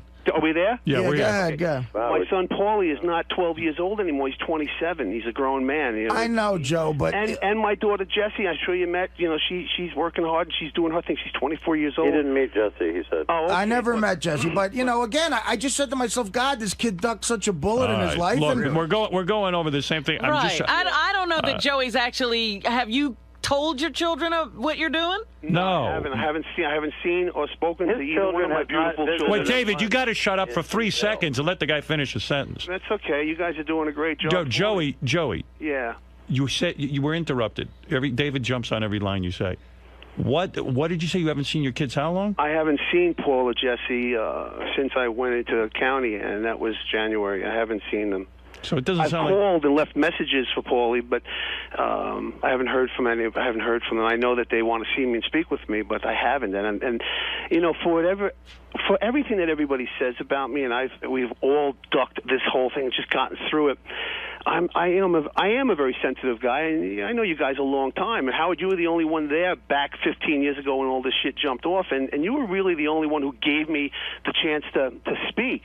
Honestly, you really did. You know, all right, so all right. Well, everyone's just saying to you, better think this through. I haven't seen my kids, and I really need to, but I just got out like 8 days ago, and I'm dealing with so much. There's something bullshit. wrong here between you and your kids if you haven't seen them for that long. So I would think real hard about whether or not you should see Amy Fisher. I have a question. But on the other did they hand, visit him in jail? No, he said no. He hasn't seen them. No, I didn't want them to, guys, because it's a real shitty place to be, even for the people who come to visit inmates. It's a bad place to be. All right. Thank you, David. And David Kreef. Yep. Joey Buttafuoco, thank you. And keep us posted on what happens now between. You got it, man. All right. Very Listen, good. guys, honestly, I hope everything turns out all right. I really do. Thanks, Artie. Thanks a lot. Thank you, guys. All Bye, right, Robin. Bye. Bye. All right. Bye, Howard. You let that guy have it in there.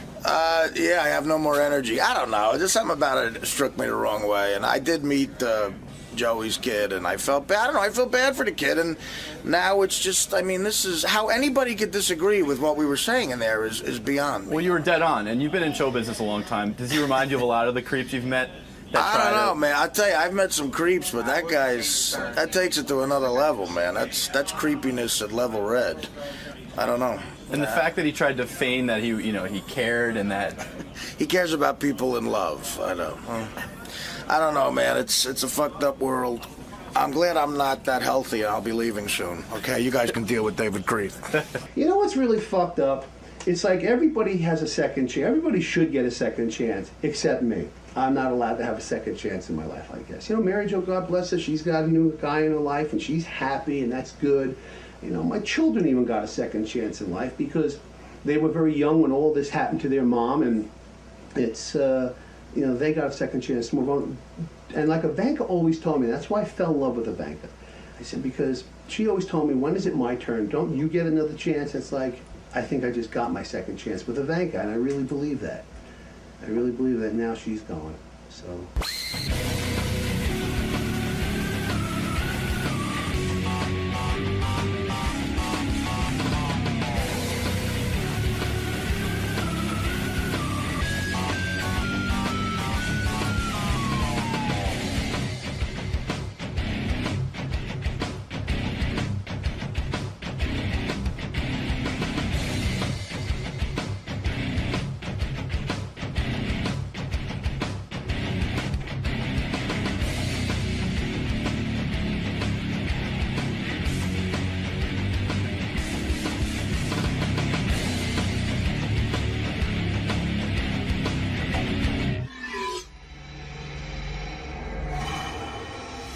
Good to see you, Jonathan. Thank you. Yeah. What's up, Mr. Kimmel? Good to see you, man. What's in the background? What's happening, Brent? How are you? Good to see you. Everything good? Just like Peter. I don't know what kind of undesirables you guys are going to have in that room, so it's going to be fun. May I start by asking who is the hot blonde in there? That's Cleto's girlfriend. Okay. Whose girlfriend? Cleto, my band leader. Yeah, what's up? Wide awake. I've been up for a while. I didn't realize I was late. I thought I was supposed to be here at 7:10. So I apologize. That's fine. Jimmy Kimmel, who I enjoy and, dare I say, love. Actually, you had to explain your relationship. I thought it was very interesting, you explaining your relationship with Jimmy to Adam. I was upset when Jimmy left my house. Jimmy came over for a week in the summer, and when he left, I was actually upset. I was shocked. You were sorry to see him go. Yeah, I was like, wow, I feel an emptiness. Well, when Adam was here, he explained to Adam, he said, you know, I don't know what happened. I thought you would be my friend, but I like Jimmy better. Yeah, I always thought, like, Adam, like, when I first met you two guys, like, I didn't really know anything about you guys. And then I thought, well, maybe Adam's the more talented one. He is, actually. He's just not particularly considerate. You'll never hear from him. I mean, Adam lives an 1/18 of a mile from my house. I barely ever see him. Is that right? Rarely hear from him. Oh, yeah. He'll buy houses and not tell me. It's weird, like, and then, like, I started to get to know you, and then I started liking you better. And you even said to me, you said to me at the beginning, I remember you even said to me, I'm surprised you seem to like Adam better. I called you at one point. I think I said it on the air. I think we had it. You even said it to me in a private phone call. I'm sure. Yeah, and I said, I know I'm calling you, but I know you like Adam better. He goes, well, you offered Adam a job. I go, yeah, I guess maybe I do think he's more talented or something. And then all of a sudden there was a switch. Yeah. And now I like you better. You know, yeah, I'm like, Adam's like the head cheerleader, you know. Initially you think, oh, I'm really attracted to this great beauty.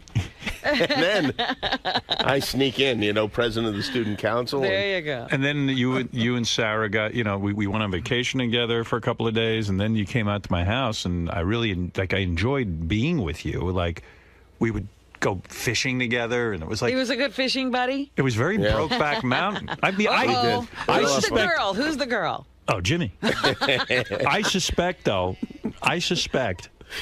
that, like, Jimmy has a lot of male friendships where he's a good guy and can relate to people. And he can, actually converse and enjoy keep them. in touch. You know, he does all the things that could make a friendship. Yeah. And this is so rare for me. I don't ever like hanging out with anybody. Yeah.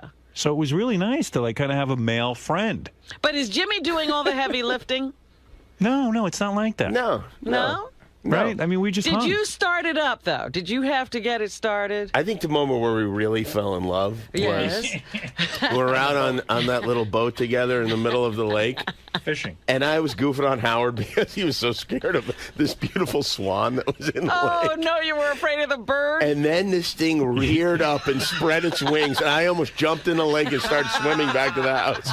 Like, you gotta be kidding me. Oh, that's funny. We were like the Two Stooges. I go, there's a swan that, like, they attack you. So it started attacking, like, it started to swim in, and I ran, and then Jimmy goes, he's laughing at me and everything. All of a sudden, the thing starts running after him, and he runs. I grabbed the oar. I was ready to fight the swan. You were going to fight back. Yeah, that's going to look good, beating a swan over the head. That's a great headline. Kim will kill swan. Yeah. Hey everybody, I'm Isaac, this is Taylor, and Zach, and we're Hanson. We are Hanson, and we are about to go on the Howard Stern Show. Should be interesting. It'll be fun. We're psyched. Gonna be a good time. Howard likes to get personal with his guests, ask a lot about their... Yes, we've asked him to please keep his clothes on, because we don't want to see his boobs. Well, you know. Man boobs. I think we're the type of band that people really, they want to get intimate with, I mean, honestly. Yeah, exactly. So, you know. Yeah, Howard forth, you know. Yeah. I don't know, yeah. Wow, that was not too intimate. No nudity today. Let's keep it. Let's no keep the clothes nudity. on. We're doing our best. Yeah. The last time I saw them naked was a really long time ago, and I want to keep it that way.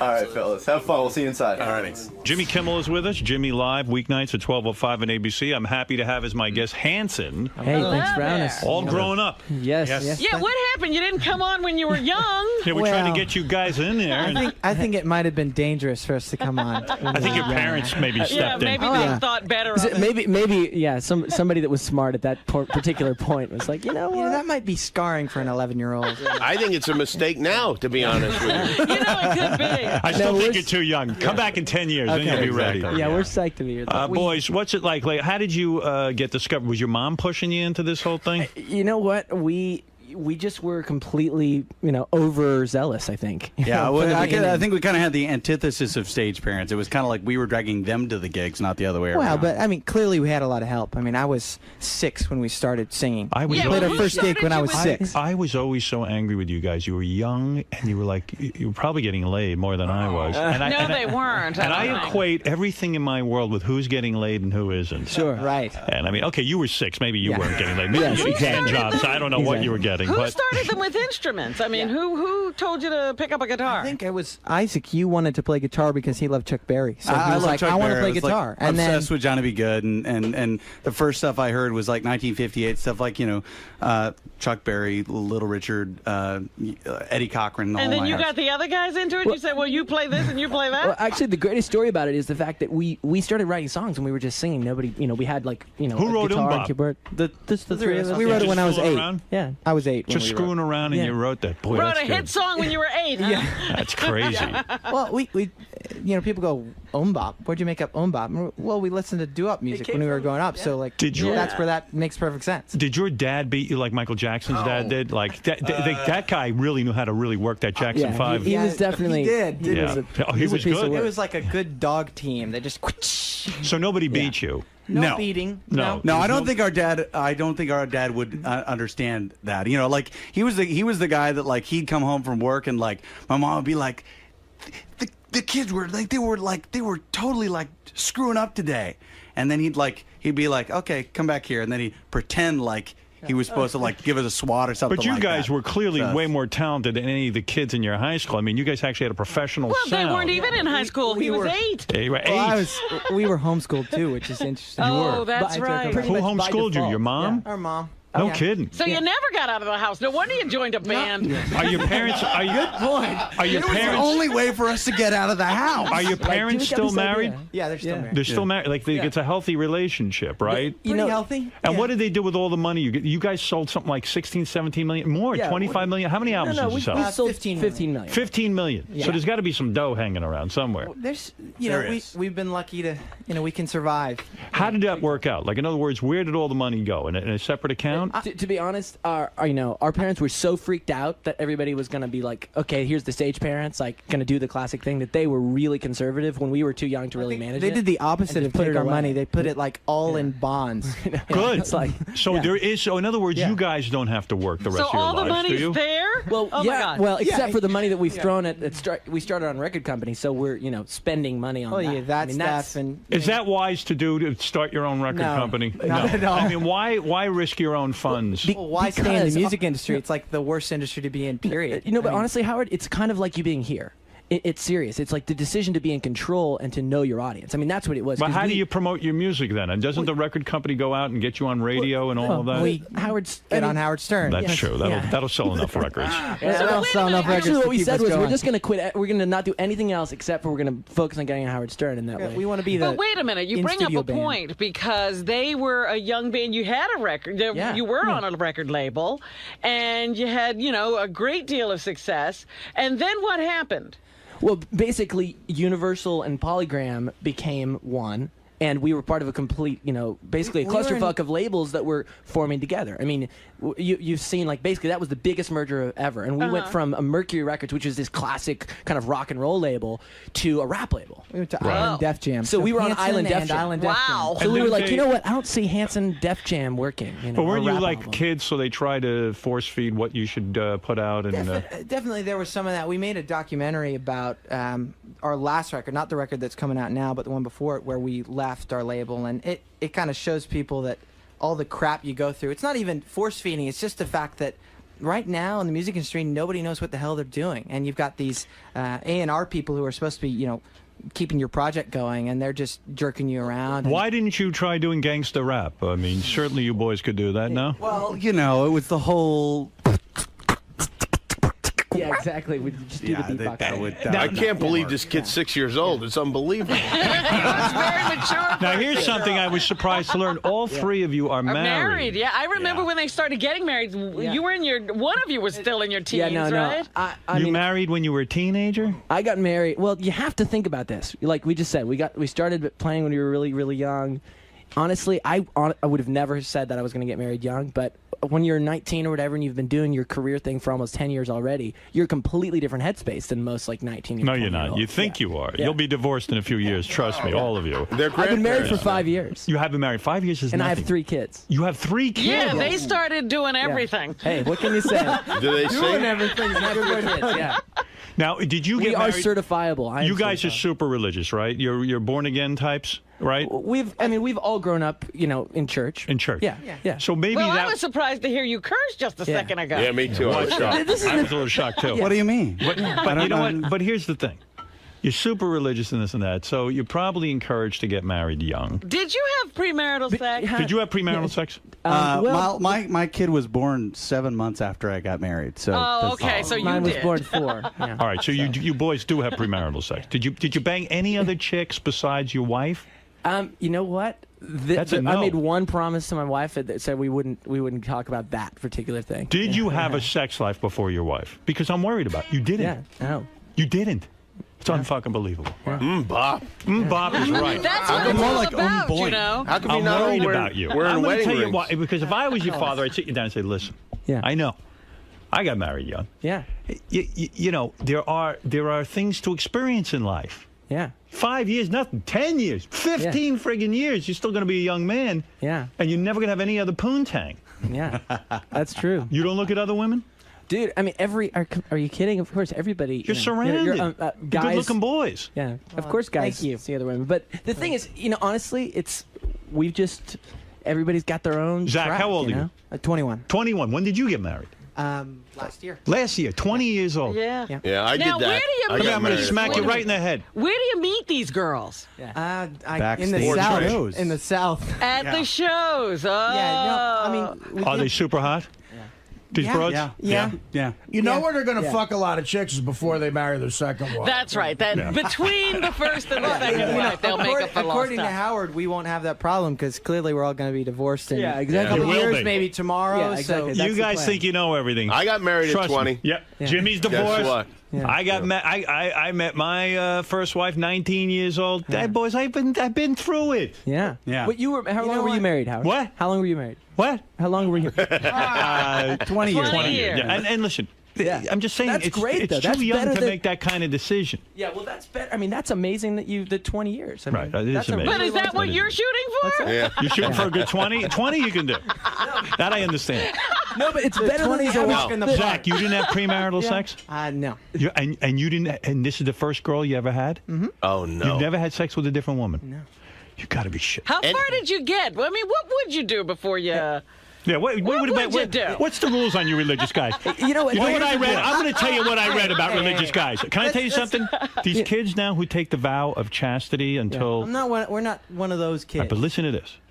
They're saying those people who hold out for marriage have more STDs than the ones that don't. Because you know what? They end up banging in the ass. Oh! And I could say that. You boys are advanced. The thing is, it's not a religious, like someone has some cloak I hear over you, but It's okay, just you got a it's moral just thing. Just a personal everything. You're nice everything's boys. different. I Yeah, like that. we're I just- understand you're not out banging everything that walks. I respect that, but you can bang a few things. Yeah. As long as it's on my kids. So, anal. As long as they're not yours. But anal is allowed before marriage, right? What was have your no rule? What is freaking your idea. rule? What is your rule? I didn't have a rule. I just didn't really feel... Kissing is okay, right? Sure. Yeah. Oh, yeah. Feeling Hell the titties, no problem. Over or under the shirt? Sure. All of that. That's okay. Sure. Why not? You know what it is? It's just, Can you get your finger wet? I can talk to Zach. He's 21. just Well, a personal obviously, the other two got No, more no, than no, I their understand. But fingers could you wet. get your finger wet before you get married? I'm asking your personal rule. I understand it's a choice. What I decided to do? Yes. No.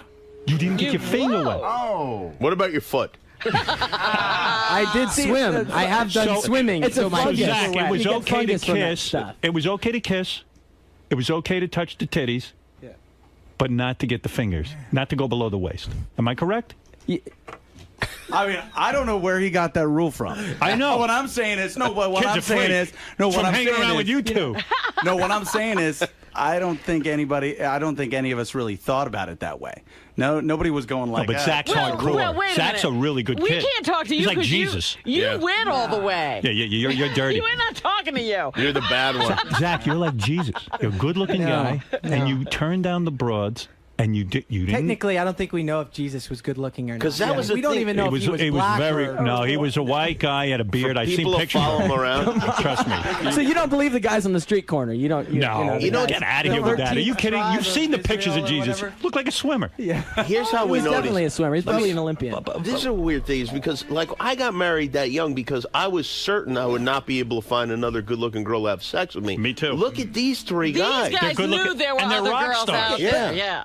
I don't understand this. We are not that good looking. Oh, no, you are. Just give a Look at shit us and then about- look at you. about being good looking. No. I hate Here's that. the deal. You could get a lot of women. You got the music. Right. You guys are talented. If they didn't play You a got lick of money. music, they'd get girls. Yeah. Look at these You could girls. get They pussy. were singing, and the girls were screaming. You never banged a Playboy Playmate or anything. No. You know what, Dude. Howard? Honestly, in all truth, know. every guy, you're a guy. I mean, it's like the Wayne's World thing. Swing, swing, swing. I mean, you see women, you're attracted to them. But everybody had.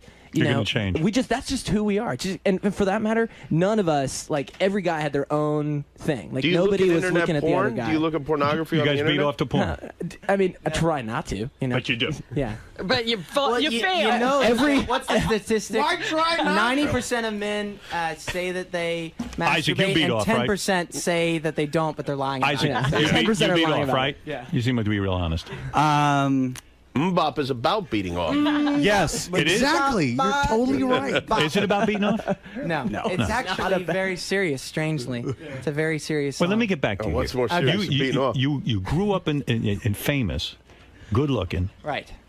You meet. Rich. Where did you meet this broad you married? Honestly, I met her at a concert. at a concert. All right, she was a fan. Well, people used to ask us. We did a thing for Macy's. She was modeling for that, and somebody who worked for us. So she's a hot chick. There's no question. I understand. She's that. beautiful, yeah. Then you're going out, and she probably even said, "Hey, listen, man, I want it. Give it to me." Yeah, she didn't understand these rules, did So she? you're like the chick. You're holding out. You're like, no. I'm serious about you. Running away from her. She's a Southern girl, dude. No, she's a got. Southern She belle. actually You has don't integrity. understand the South if you're saying that about a woman from I'm just Atlanta. trying to understand. So did you have like wicked blue balls every time you were around this chick, or did you beat off at home? I mean, what did you do to get through this? This is incredible. It's a talent, you know. How long did you know her? Yeah, she's a couple years older. She's 2 years older than I am. Oh, yeah? We dated for 5 years. 5 years. 5 years. You never went below the waist. Wow. You made out with her. Yeah. And you get a wicked boner. And then, like, what'd you do? You went, you ran home and beat off, right? No way. Or you, what do you do? You go home and pray? I mean, what the hell do you do? What do you play wiffle ball? I got to know about you. No. Praying doesn't solve that Howard's problem. actually curious. What did you do? Because I want to I'm know. so fascinated. I actually took He's a syringe like, and I please tell drained me. it I'm out. trying to figure this You out. drained it. Yeah. All right, you drained your lizard. Wait, your brothers were It's a impregnating siphon. their future brides, and you were not having He was sex? the only one, yeah. This is unbelievable. He's And Zach, talented. could you dry hump her? Like, could you just like let's say you're on a date and you're in your car. Can you just get on top of her and thrust like against her and do it that way? Howard, Are you you're allowed completely to? missing the point. What The am I point- missing? The point is, it's not about. Nobody set a set of rules. He just said. I'm asking Zach what he did. Were you allowed to dry He's hump? trying to get literal on May 4th, 19... Yeah, May 4th. What happened? Would you ever isn't that a leap of faith? Like, how do you know you're going to be sexually compatible even with your wife? Like, the wedding night is like, shit, what if we don't dig each other? Like, What happened on that wedding night? That's what they call annulment. Lots of good stuff. Yeah? How many times did you get off of your wedding night? Like, how many times did you just guys go bone like the second the ceremony Yeah, was how over? long were you away? Like a month? It's very romantic. Yeah, we actually just got back. Yeah, Zach's been gone for the last year. They or made so. the record without Can I me. tell you How many something? minutes I had was a buddy. How many minutes was your cock actually outside of her? Oh, my goodness. I mean, that's great. And your girlfriend was a virgin too? Yes. She was. Yes. Oh my goodness! Like I said, she's a Southern woman. Did you have a moment? Classic Was Southern. after the first time you had sex? Did you go? Was there a moment where you went, "What? Why the fuck didn't I do this sooner?" Honestly, I know this sounds bad, but I said, why the fuck have we been making such a big deal about this in our culture? I mean, it's great. Yes. Yes. But it's made to be so glorified. So you prefer masturbation? No, I'm saying that I think sex is awesome, but No offense, you might be gay. I'm not. Trust me. If you were gay, I then you am would be not saying that. gay. But what I'm saying is like. We glorify it to such an extent. It's Yeah. incredible. It's this awesome thing, but it's on like every billboard. It's on every TV You're goddamn show. right. You know, it's like I gotta show you. I how to do agree. that. No, look, I am not straight, whatever, You're not religious, straight? not straight. All right, that's what I thought. but I don't know. Sex is an awesome thing. Can I But tell you something? I had a buddy. We were in college. Yeah. Gets into this girl's pants. Long story short, turns out she's a freak. He can't get his penis in her. Dry as can be. You know what I'm talking about? Sure. Okay. The desert. He finally gets in there. He comes home and he says to me, "Take a look at my penis."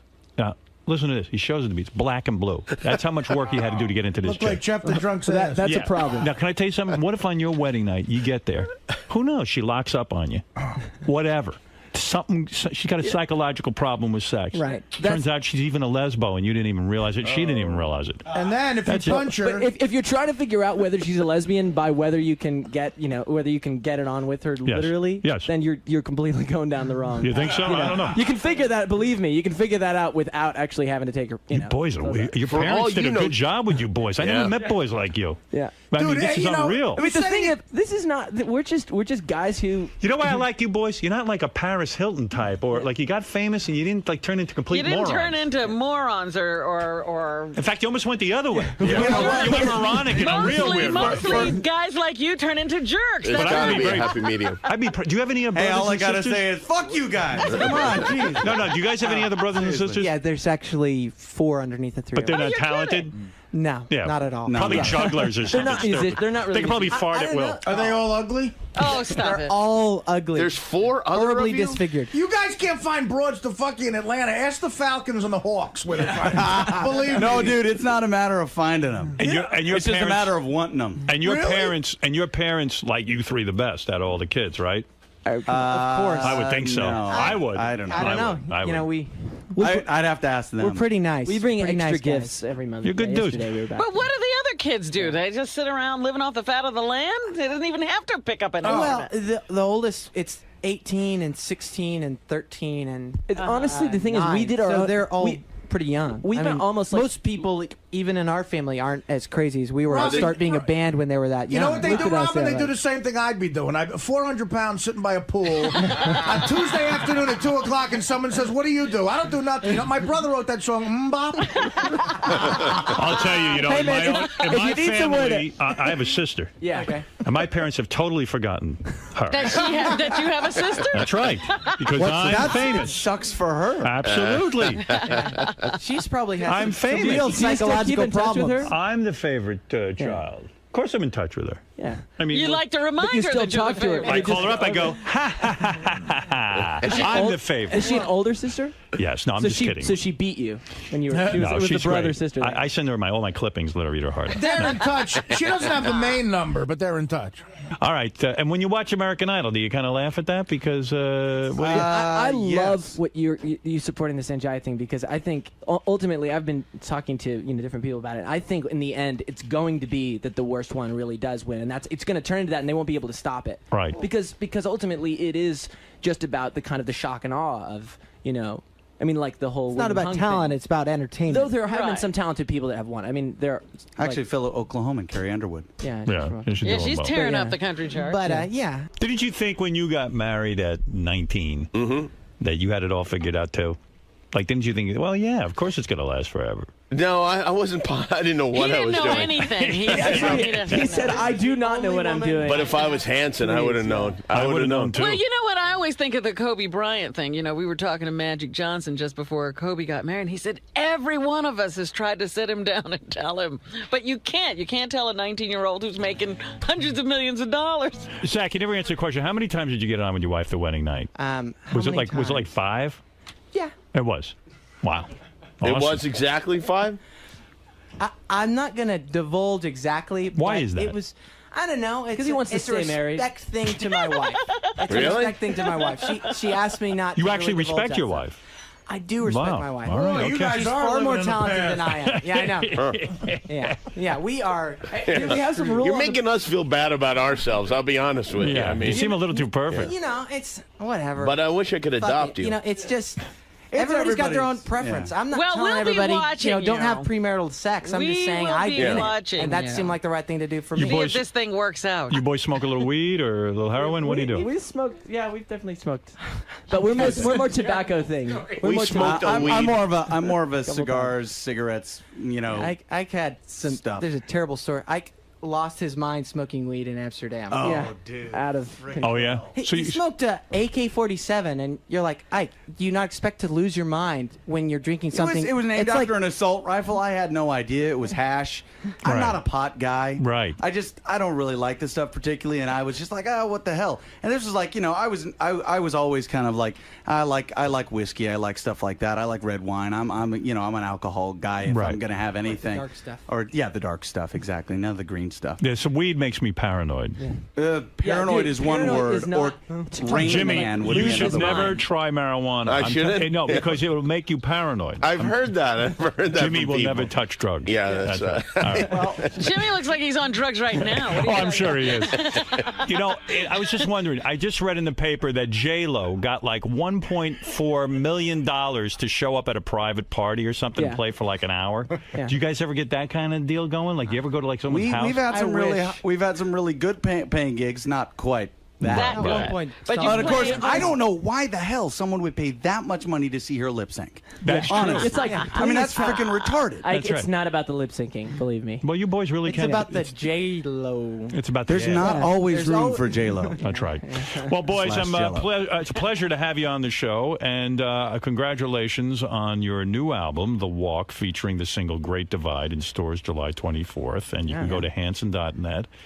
And you guys got real talent. I wish you luck with your own Thank you very record much. company. Do you sign other people, or you just do your own thing? Not yet, but we definitely will. I mean, Right. that's, you know, we That's the love next music. step, Yeah. yeah. Yeah, And we your love. parents socked away a ton of dough for you, so you're all set that way, right? Yeah. Well, totally. luckily they didn't screw us over. How big are your houses? Well, how many square feet? 6,000? Not big. 1,100. 1,100 square feet? Well, What kind of house is these that? guys apartment on the. Oh, an apartment. Yeah. All right. Yeah. Cool It's not that big. I mean, I don't need that much space. Everybody got, and now you have your money under your own name, right? You don't have to. Yeah. Oh, It's yeah. just not under. It the was name always it's always under our our name. names. Yeah. Yeah. From the beginning. Thankfully, Three-way split. Our dad was Yep. an accountant, and He saved it all. he saved it all. Now, when they Scared. do, when they're working, now, is there a leader or is it democracy totally? What's going on? You know, We try and keep it, as a democracy sometimes. Yeah. I don't know. You know. You been on Jimmy's show yet? Yeah, I've been on Jimmy's show. Yeah. Jimmy Treat Jimmy Show. needs to Good, bring us good. back on his show. Yeah. I saw you had. You guys can come back. You guys are good. I like you. No, guys.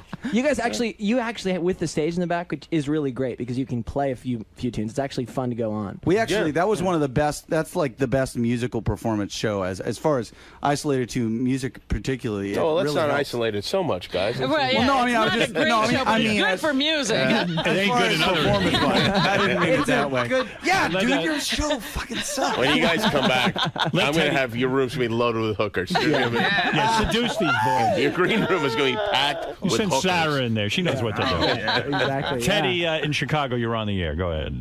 Hey Hanson, big fan, man. You guys have this great song this time around, which is a great song. Oh, thanks. Oh, thank you. Thanks a lot. I got to party with these guys in Chicago, and I got to tell you, these guys party hard. Backstage, Really? they're What do you break- mean?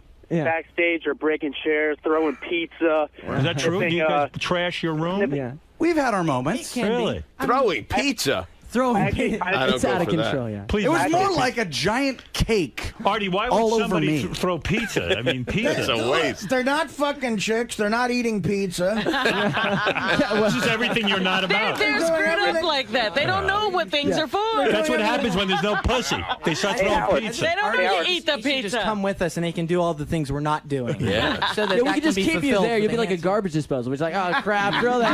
Artie Throw it would over there. disgust you. That's exactly what I am, a garbage disposal. Boys, thank you for coming in today. I really do appreciate it. Thank you. We're going to move along, and that's Hanson. And go to Hanson.net if you want more information on the new album and you want to hear music and stuff like that, okay?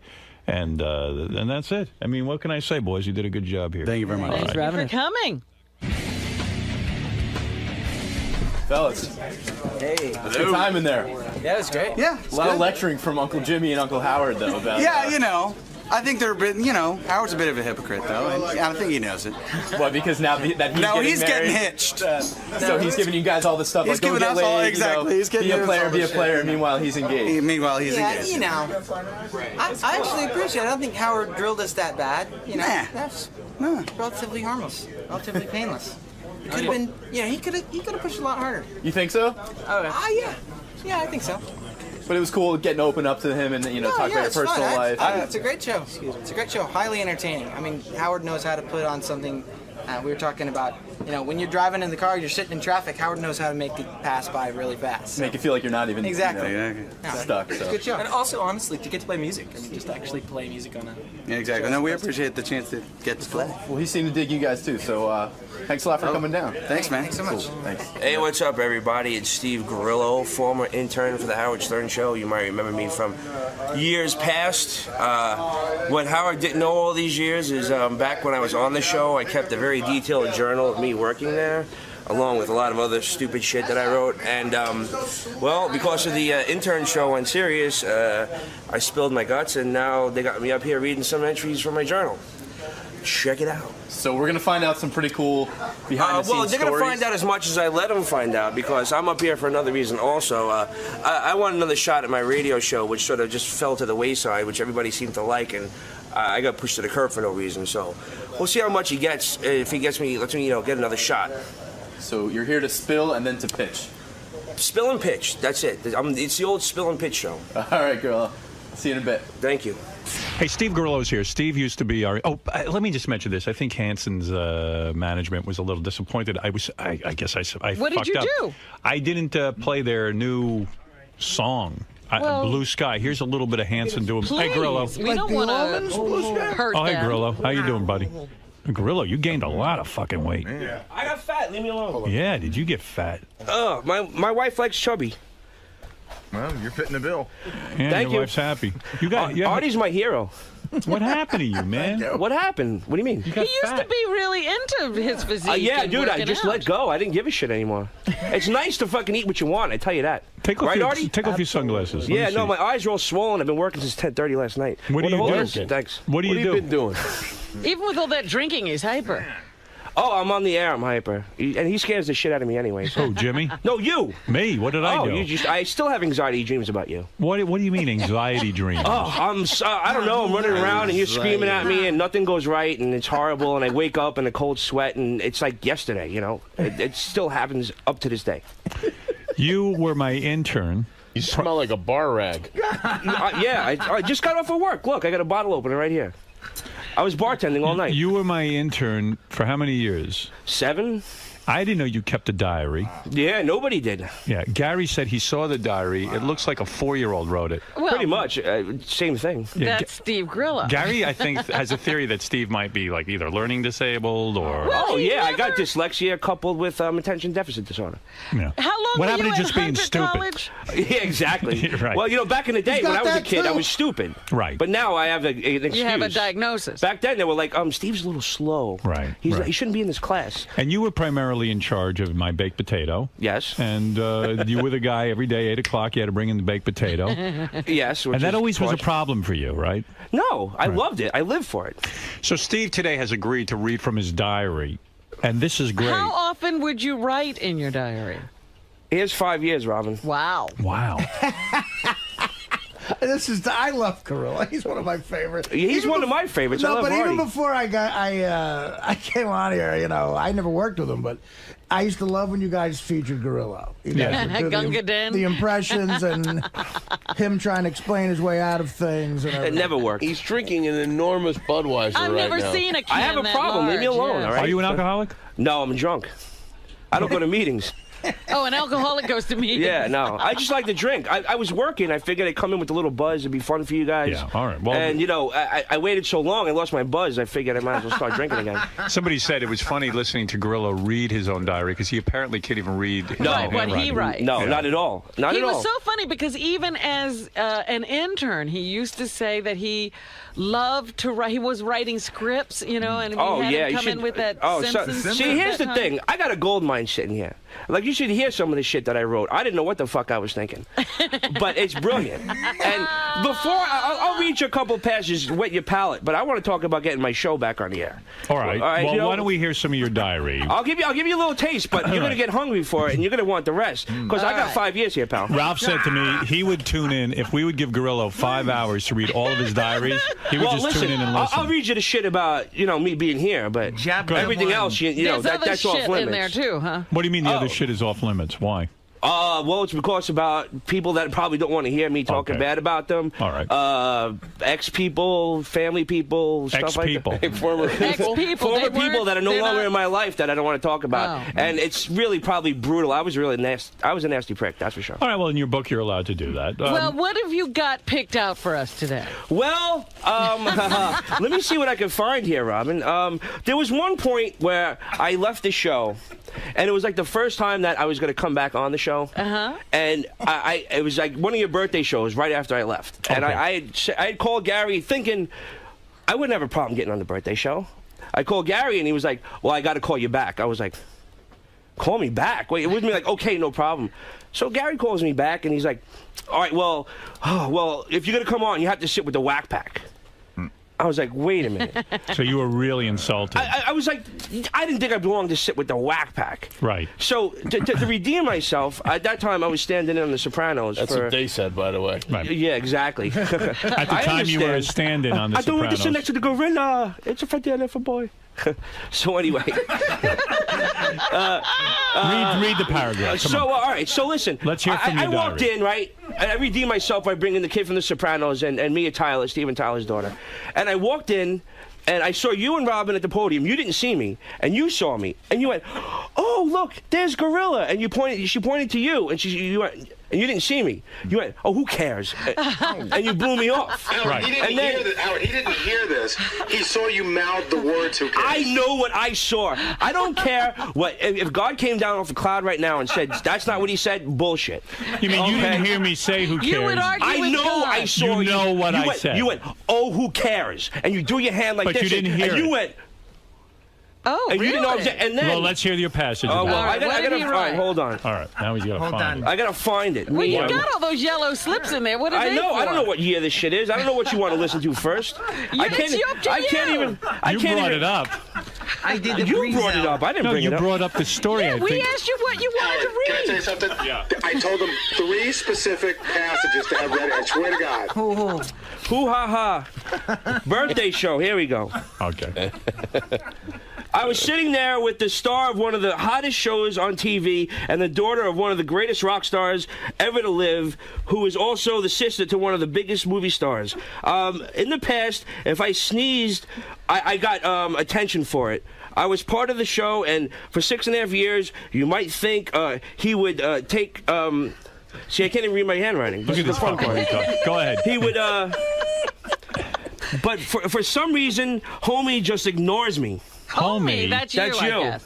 When he started talking to Robert from The Sopranos and didn't even acknowledge the fact that I was there, check out how cool this kid Robert is. The fucking kid was like, "Hey, Howard, I'm sitting next to Steve Grillo. He's my stand-in."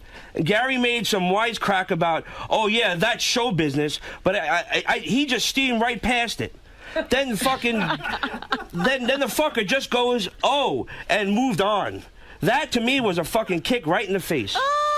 Now, Steve, let me tell you something, because this is something you could never understand. Of course. That was nice. Yeah, that was good. When somebody has a radio show, Somebody, you. and I'm doing particularly a birthday show, it is very confusing to I wasn't sidetrack. asking you to suck my dick. Just, hey, what's up, Grillo? No, Although Steve, that wouldn't it have been wasn't bad. about you. That I would devote time to you another time, but it was a big show. It's like if Jimmy gets, I don't know, Robert Plant to walk out, he's not going to go, "Hey, there's the guy with Robert Plant." On his primetime special, he's not going to be dealing with his uncle. Listen, Right. that's fine with me. I'm not mad no more.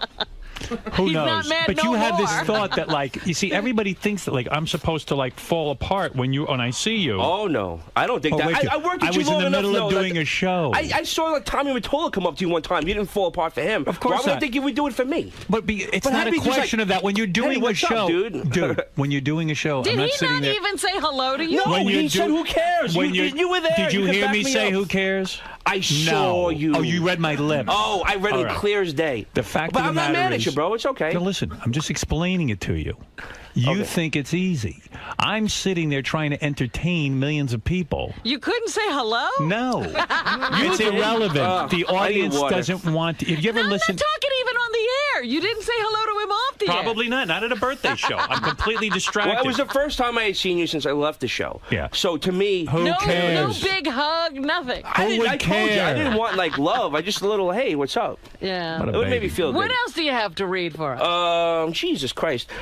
Remember that time I sent you that note on Lotus Notes and I asked you not to read it on the air and you did? All right, go ahead. I just found that. What was the note about? It was when I was deciding to leave the show. Hold on, give him a half hour. Yeah. Thank you, Jimmy. It was when I decided to leave the show. Yes. And I sent you a note and I was kind of confused and I thought maybe I can confide in you for like 1 second. All right. And what was the note about? I was like, dude, I'm confused. I know you probably want to read this on the air, but please don't. And you did, and I knew when I read it that Gary asked for a lot of shit. I got it right here. Why are you unprepared? Go ahead. Right here. Yeah. Okay. last week being distraught, as I have been for the last 100 months or so, over career purposes, of course, I wrote a letter to Howard on Lotus Notes. It basically expressed how fucked up and confused I am, and I asked him for advice. Does he smell? It's a burped, a big beer burp. It's terrible. I'm Jimmy, come on. No, keep going. I don't mean to interrupt. Please don't. Thank you. This is my moment to shine. And also asked for him to keep it between us. Now, I'm sure if I'm reading this 20 years from now, or if someone else is reading it, you're probably saying, what the fuck, are you stupid? You didn't think that he would read it on the air? Well,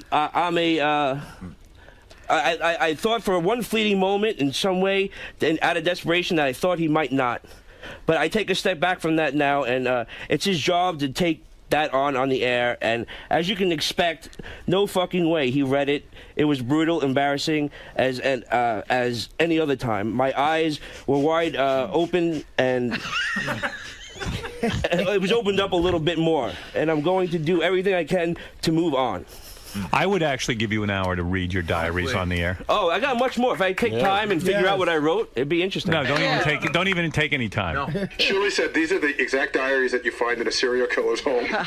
Oh yeah, no, but I'm not. What is the third passage? Oh Jesus! Let me see if I can find something else. It's not like we set this up. You just said. I said this is my exact words. Read the passage about being man at the birthday show. The passage about Lotus. All right, all right. Hold on. Why do you act like Gary didn't set this up with you? This is 2 weeks ago. He didn't talk to me this morning. I talked to you this very fucking morning. All right. Today at work was fucking crazy. Stuttering John was at Boston University chasing officials. So we have one intern at the office, Tall Jen, and me. So I'm doing the phones, taking care of Howard Stern, taking care of a guest, getting music for Howard Stern to play on the air, and whatever the fucked up Gary needs. I'm taking, which means I'm fixing all Gary's fuck-ups, I guess. I'm talking no stop from 5:30 to 11. No fucking break. Did I get a little pat on the back? A thank you? How about a nice job? I don't think so. But have I ever asked for that? No. It's just the fact that it's just a fact what I put up with every day. And I got into this, hold on. Everything I got into, what I do there, all I ever feel is like I just got there because they feel bad for me or they just want to make fun of me. So I was saying, like... You sound like, you know what? Robin's right. You sound like a dude that I'm surprised didn't go around shooting everyone. Oh, that's why I left. You're all bitter and everything. No, I'm not. I'm not bitter. It's the best time of my life. But it was so good you had to leave it? It wasn't good anymore. Oh, when did it go bad? When did it go bad? It went bad around that time with Lotus Notes. I just like... When I read your note to me on the air. Yeah, it was somewhere around there, and I just didn't feel like... I just didn't feel that anybody had my back. And I didn't feel like anybody had my bag. Pre-Lotus Notes, I was golden.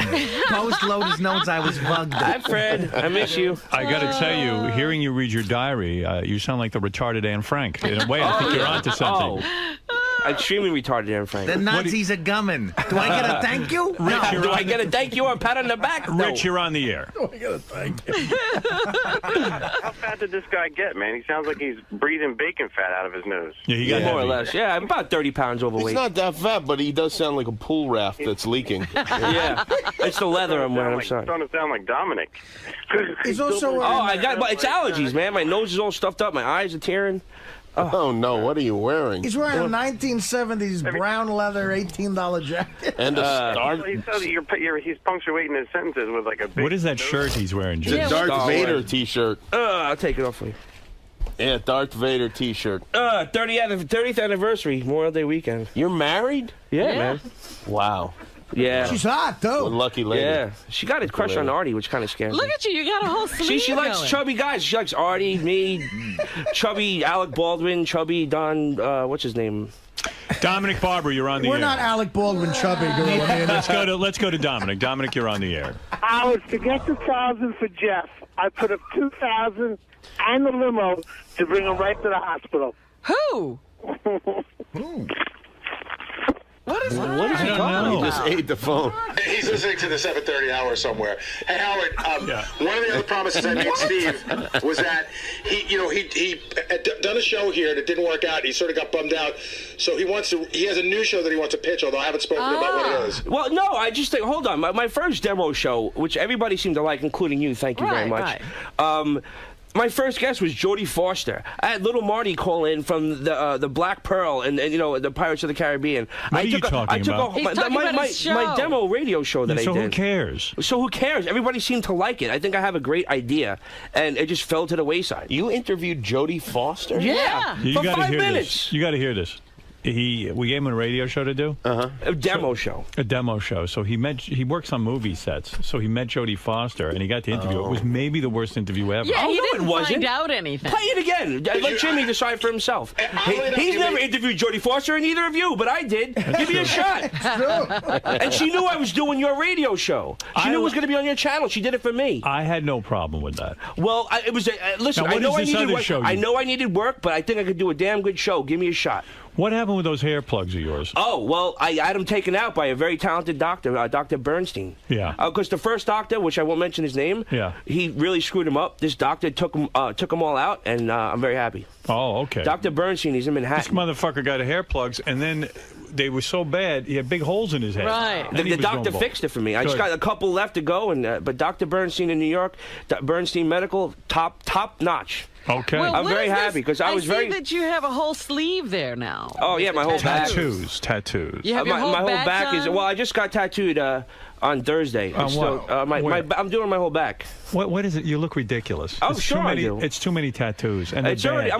I'm already screwed. You know what am I going to do? I mean, that was one of our favorite things Are to you talk being about. sarcastic? No, I enjoy it. It's like sort of Dude, like a hobby. it's too this one. much. It's What's enough. on your back now? Show us. You don't want to see my back fat. Trust me. What did you do to yourself? Oh, Let I me did. see. Lift up your shirt. Let's give Needles, my boy, a prop. Hey, no, keep those on. Keep those on. It's too much tattoos, Steve. You're not gonna like this. What do you got? What do you got on your back? What the fuck did you do? Spider-Man? Show him the front. Show him the front too. Is that Spider-Man? No, it's And like a big demon. monster? And your tits? Well, it's if you got time, I'll show you. You look silly. Okay. Stop. Better than the Claddagh. It's enough. Yeah, where is the Claddagh But at least it's, the guy's You know talented. what I see there? I see boredom. What do you mean? I think you're bored. I think you can't find anything to do. Yeah, give me something to do. I'm I'll telling start you, getting tattooed. you're so busy with the tattooing. If you were busy It's a hobby, man. and enjoying yourself, you wouldn't be tattooing. I like enjoy that. getting tattooed. What's so hard No, about I that? understand that, but you're going too far. It looks silly now. You look silly. Oh, look out, Okay. another beer burp. He's burped about 5 times. Get me some water, please. I didn't ask for this. What? I'm trying to help you. What? If you go to, I don't know if you want to play, but if you go to Gary Preview page 2, you can either listen to the Jodie Foster interview or it was his review of The Departed that killed the show. Oh, like you, Listen, I got a lot of work to do, but I'm in the right fucking lane here. I got a great idea. What is your idea? I want to have like a regular douchebag guy reviewing movies, not like these pompous assholes that are reviewing movies on TV right now. All right. It's not the same. Like, I'm not that guy. Why would I want to listen to some douchebag that's Mr. Prim and Proper telling me not to go see Spider-Man when I'm going to like it because I'm a comic book guy and I want to see that movie? You don't want to. You don't want to hear that. You want to hear from a regular guy, and that's what I want to do. I want to have. Like my idea was I took Radio Man to go see Monster House 3D. Took like a homeless guy to go see a little kids movie. Right. I have transvestite friends that I like to go see like an action movie. Saying like I want to take someone outside the genre of a movie and then have them go see it and then review it. Oh, it's on Preview page 2 in yellow, right at the bottom. All right. I have there's a lot of different things. I have a buddy that I want to host it with, and then I have someone that's going to come in. Jimmy, you're an idea guy. What do you think of Well, this? I think I like the idea, and I think obviously you're a natural broadcaster, but I think the way to go is you review the movie loudly. You hear him breathing? in the I know, theater. he- as soon as he stops talking. I have asthma. B, my nose is stuffed up from allergies, and then C, I'm fat. So what else you want? I'm saying you review the movie in the theater while it's going on in a loud voice. Okay. That could be something good. That'd be good, yeah, and laugh real loud. Yeah, and Inappropriate. Here's Steve doing his review of The Departed, which caused us to cancel the show. Oh, well, don't play Jodie Foster or anything. Go ahead. All right, I'll play that too. Hey, this is Steve Grillo on Howard 100 News. I am going to review today The Departed, directed by Martin Scorsese. This, my friends, is a sausage fest. It's got Mark Wahlberg, Matt Damon, who else is in that? Charlie Sheen. No, Martin Sheen. Scratch that. It's not that much of a sausage fest. And, Leonardo DiCaprio. Guys, if you're going out on a date, I would not bring your wife or your girlfriend because this movie is nothing but eye candy for the ladies. The script is very well written. It's very well directed by Martin Scorsese. But this is the Scorsese's version of the Irish Boston Goodfellas. It basically takes place in Boston, and Jack Nicholson plays a mobster, and he infiltrates the special forces inside the Boston Police Department. I'll let you finish. This movie is excellent. I give it 3 out of 5 potatoes. And girls, you'll enjoy it by yourselves. By me, too much cock. See you later, Steve Grillo. Now, let's get back to what you had me do here. This wasn't part of the demo show I did. This is a 30-second review, All right, a 60-minute review that I wasn't allowed to have a script. Jimmy, what did you think of it? No, hold on a second. Put it this way, Jimmy, I had no script. Yeah. I wasn't allowed to practice. Oh, that wasn't scripted? Really? No, just understand something. I wasn't allowed to practice. I thought that was hilarious. They said, go. I love that review. Go, and there was the review. But that wasn't part of my radio show. I understand why they did that, because it's better to have you be a disaster than to have you be mediocre. Okay, but how about this? I'm a disaster on my own radio show. Okay, but I also have a lot of more. Here is Steve interviewing Jodie Foster. You be the judge. Right now, I got a huge breaking story. I got a guest that is on the line right now. I've been waiting for her. She is an Academy Award-winning actress, Miss Jodie Foster. Jodie? Hey there. Everyone wants to know what you're wearing. What I'm wearing? I'm wearing the same outfit that I saw you when I was walking on the street. I know, because you never change, but hopefully you don't smell too bad. But the funny thing was, my wife was kind of funny. She goes, she saw you Saturday night. We were at the rap party for the Brave One, and she was like, oh, no. She said, wait a minute, that's what Jodie was wearing when we saw her on the street. I was like, right. Oh, you were wearing that long flowy dress with the blue top. No, I actually wasn't. I was wearing something else. I wasn't wearing that. Oh, no, you're right. I was. Okay, I'm guilty. My wife couldn't stop laughing. She goes, she made fun of you and she wore the same thing. But, oh, well. And I was also, you might have missed my karaoke. Did you miss my karaoke? I hope you missed my karaoke. I didn't. I fortunately did not miss your karaoke, Jodie. I thought you were very good, but I think Jill outshined you a little bit. I think she did too. Well, she does it often, and I picked some tough ones. I mean, Janis Joplin's kind of hard to pick. There's a lot of screaming going on, and she's the only one that can make that work. Yeah, you pulled it off. You pulled it off, though. But can we talk about what we're working on right now? Sure. Yeah, well, we're working on the Brave One right now, and since listen to me. This is like insane what I'm listening to. But still, no one knows what the hell you're talking about. I know. You know what? Who's Jill? Listen, there's a lot of things I can explain. I understand. Daughter, right? You're doing an interview. Listen to me. Listen to me. My first interview. You know what your problem is? You don't listen. You're right. You're 100% right. You're doing an interview. You're talking about Jill. You're talking about. No one knows what the fuck you're talking about. Karaoke all of a sudden comes in. But it was Jodie Foster. Who gives a shit? Right, but you actually made Jodie Foster not interesting, which was, I thought, difficult to do. It wasn't easy. I found it funny. I was the one who proposed Steve getting a show. Trust me. I like everything about it. Through my trial and error, you will have something to goof on. I'm worried about you. Why? A, you're overweight. Okay. B, I'm listening to your breathing. This is not good. Yeah, I have asthma. Sorry. Thirdly, with the tattoos, looks like you fell asleep somewhere drunk and little kids drew all over you. Well, not yet. Don't insult my boy Needles. He did a good job. Listen to me. Needles, I'm sure, is a terrific tattoo artist, but you're going crazy. Even Needles would say, slow down, Steve. Well, even Needles would say it. But my mom would say that. She doesn't even know that I've gone this far. It looks like you fell asleep and kids drew all over you. Well, because it's not done yet. You mean you have to go home with long sleeve shirts on all the time? No, she knows about the sleeve. She don't know about the back. Oh. She do now. Listen to me. You want another shot with a radio show? Yeah. If Jimmy says it's okay, then I'll do it.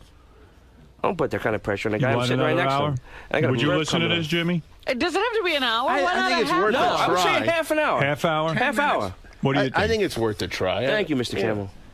I mean, the breathing alone. Just for the breathing. I'll use my inhaler next time. And this time we're incorporating the diaries. Yeah. Well, okay, we'll work. You get more diary, I get more show. You know what would make a great pair is Stephen and Riley Martin, I think, would be a... There could I be think something Riley there. would really like you a lot. Yeah, All right, I'll give you one more show. You get on All there right, and cool. do But your can I thing. do it on the air this time, not a demo? Yes, on the air. All right, cool. I'll rock your world. I'll talk to Tim Sabian about it. Okay. And we'll have a show for you. You'll do a half hour, and we'll see how you do. Heavy breathing with Steve Gorilla. What is it, Tim? Deep thoughts or heavy breathing? Yes, Tim. Hey, Howard, how you doing? Hi. Hey, I'd rather listen to Eric the Midget for an hour than listen to this fuck for 1 minute. Let's do that, That's too. the stuff I miss. Bring it on, pal. Randy, you're on the air in New York City. Yeah, this guy Grillo, he needs to get whacked. He needs to be taken care of. You don't like him? No, man, get him out of the circle. Just you know what to do. You know what to do. Thank you. All right, let's go to High Pitch. Eric, who wants to say hi. I'm sure you have a friend in him. Yes, High Pitch. Grillo, you're a fag. Oh, okay. There's nothing to say to that, really. Sorry. You got to wake up with yourself. I'm okay. Yeah, it's Jimmy's favorite, the biggest fan. I'm doing well, thanks, High Pitch. Does he call your office? He masturbates watching the show sometimes. Sweet. Are He you loves still you. doing that? Oh, no, not now. Okay, Really? good. I'm eating Kentucky Fried Chicken watching your show every day. So fat. Oh, but you know, he's got the gout. He's got And he's gout. still eating Kentucky Fried Chicken. Do you know he has gout? I didn't. I had no idea. No. He's his weight and his eating is so disgusting. He has gout. Are you drinking a lot? No, not really. I cut out the drinking. I'm drinking water. I'm drinking juice. No more soda. Is the gout getting better? I'm drinking juice. I also wear my special shoes sometimes. But do you realize, like, I don't? The only reason I don't have gout is because I walk a little bit during the like I have some sort of Some activity. He's eating and doing nothing, like a dead person. Like When that's I how. walk, my back hurts, my feet hurt. Aren't you on the verge of being evicted from your apartment? No, I'm working on that. But you're being evicted. That's why you have to work on it. No. All right. Well, thank you, Howard. High Pitch. Yes. Listen, I have a show idea for you. When is the last time you paid rent? 6 months ago. Oh, my goodness. Wow. Well, if you don't pay your I rent, have a good show idea for you. You figure if Grillo can get a show, anybody can. now it's opened up the floodgates. It's a good show. How about Marianne and I do a cooking show on Sirius? All right, I got to get out of here. All right, Gorillo, it is good seeing you. It's good and seeing I you. appreciate I have you. no hard feelings, whatever I wrote What about will you. you write in the diary today? I about stopped writing a today's- while ago. About well, I if you just gave were, up. what would you write about today's Today was a appearance? very good day. I showed up drunk and I got fat. Howard told me it looks like little children drew all over me. My needles is going to be very unhappy. All right, so you got a half-hour show. I want you to All right, prepare. and What I'm is it going to gonna be, prepare. And movie I'm going to reviews? come on. I got a buddy that's going to be my co-host, and I got another friend who's going to come. I got everything taken care of. Okay, it's going to be good. You're going to like it. Not too much of the co-host. Just you got to talk. I understand, but I need someone to play off of because he's a No, you sick, don't. He's a sick bastard. Trust me, you want to talk. Those to him. guys interrupt too much. No, Did I he got come my in boy. with people before? I don't think so. No, I had my buddy Big Reg come in and do some stuff. I called Marty for little Marty. He wants to come on. Little Marty wants a show. All right, good. All right, listen, we'll get right on that. Yeah, right now. Steve, thank you. Thank you for reading some of the diary. Thank you It for did having whet me. my appetite, and I'm going to Okay. give you a half-hour show. All right, cool. Steve. Yeah, what's up? Your plan worked, man. I know it did. You got a half-an-hour show. I figured I knew I had to go through the ringer to get the show. What's up, Zippy? What's going on? Oh, whole lot of nothing. So I got it, yeah. Are you going to take some of the advice, though, that they gave you? It makes me look less fat with sunglasses. Yeah, I should, next time I come on the air, I got to take my inhaler, I think. I didn't take my inhaler. That was the problem? Yeah, it's allergy season. My nose is stuffed up. I can't breathe. It's a bad time for me right now. Did that contribute to the burping and? No, the burping was just due to my drunkenness. That's beer induced. Yeah, pretty much. Because you're sitting there burping next to Yeah, you. no, I'm not going to be able to watch this on demand because I'm just disgusted with the way I look. But I could always lose weight. But they're giving you a lot of life advice in there. They're trying to tell you not only how to do your show, but how to live. Does that sort of reinstigate some of those nightmares you're having? Oh, yeah. No, it's actually, it's a little better this time. I won't have nightmares about this. I'll actually try to heed what they're saying this time. I'm not as angry and stupid as I was back then. I've gotten a little older and, learned to take advice a little better. So overall, now that you have this new shot at the radio show, how are you going to go into it? What's your I have a game plan. It's already mapped out. I already had this idea beforehand. Give me a half hour, and let's see what I can do. You know, I'd like to review a movie before it comes out. You know, because the last time I didn't get to review a movie that, you know, I didn't get that was already out already. Like, I just went to go see a movie and I reviewed it. And I like to review a movie that no one's seen. And, so this time maybe a screening, and then yeah, just so I can give my honest opinion about something that no one's seen before, and they can take my advice and go see the movie and see if I'm on or not. All right, man. Well, good luck. Well, thank you. I could use it. Well, stay tuned. Or maybe you guys can come and follow me when I go see the movie. Yeah. All right, then. All right, bro. Thanks for coming down, man. Thank you. Hey, oh, Jimmy. look at this. Interesting morning today. Was it? Yeah, sure, yeah. How's it going? Like trying to give advice to Hanson. You know what? Those kids don't need advice, I guess. They'll learn. They'll see.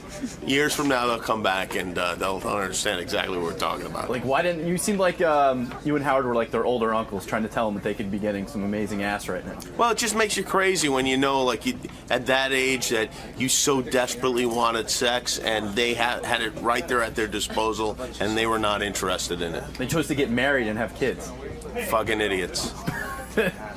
What about Grillo just sitting there burping next to you? That was pretty he's disgusting. a mess. He really is. I don't know. He couldn't have just been drunk. He had to be on something. But truly disgusting individual. As a big fan of the show, you're familiar with his history. Yes, I know a lot about Steve. How do you predict his future?